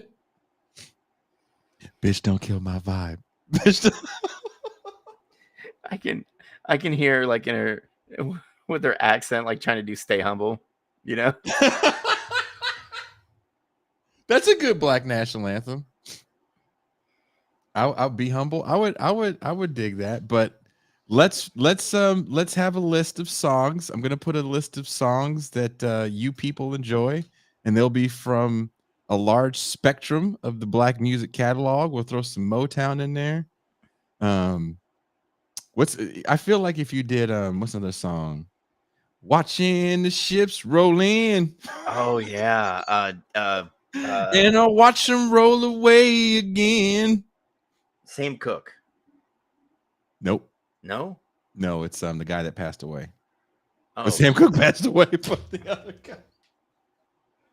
The one that gives one of the greatest performances of all time at Bro, I think that's actually right after Hendrix this is or why before Hendrix. this is why I've been going to bed at 10 because my brain just stops working. It's like Sitting on the Dock of the Bay. Who's saying Sitting on Yeah. the Dock of the Bay? It's not Sam Cooke. It's Thank you. There's a very Otis Redding. yes, Otis Redding. Thank you, Eric W. See, I'm surprised you knew that, Eric W. I thought your whole catalog was just swing music. The song Finkelstein did a spoken word rendition for y'all.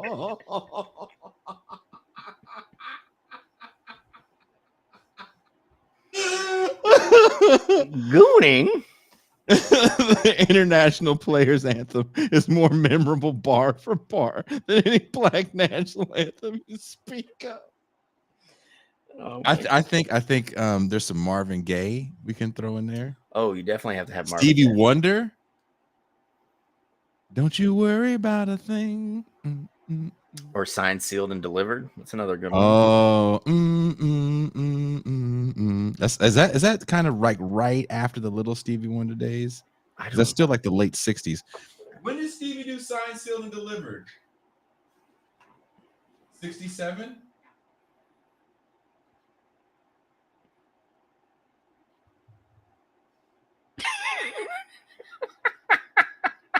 And I'm logging off. You know what Jason saw? Missile boobies. Pam Grier is there right now. I'm so jealous. Bobby McFerrin, no. Bobby McFerrin is easily Bobby McFerrin. Hey, that's what Joe Biden is gonna have when he talks to Black people if he wins again. Don't worry. Here's a little song I wrote. Here's a little song I wrote. You niggas still be broke. Don't worry. Be happy. You had to vote for me again. You did not want Trump to win. Don't worry. Be happy.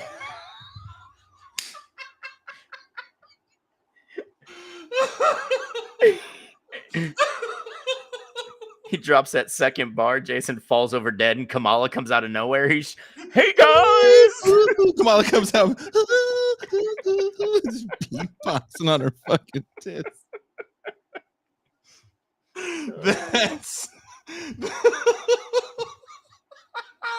And that's how we get class of 1999.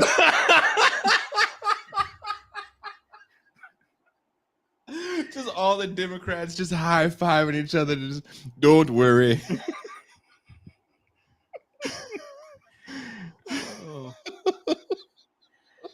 Oh, Kamala falls out of the coconut. oh god damn. Is that free? Like if you think don't worry, be happy isn't if the Dems pull off a win, which I still think can happen. I know I got a lot of bets out there that I'm gonna have to pay up for a lot of coffees. But if I do win this bet, I really hope that "Don't Worry, Be Happy" is like the song they play when the balloons are falling and shit.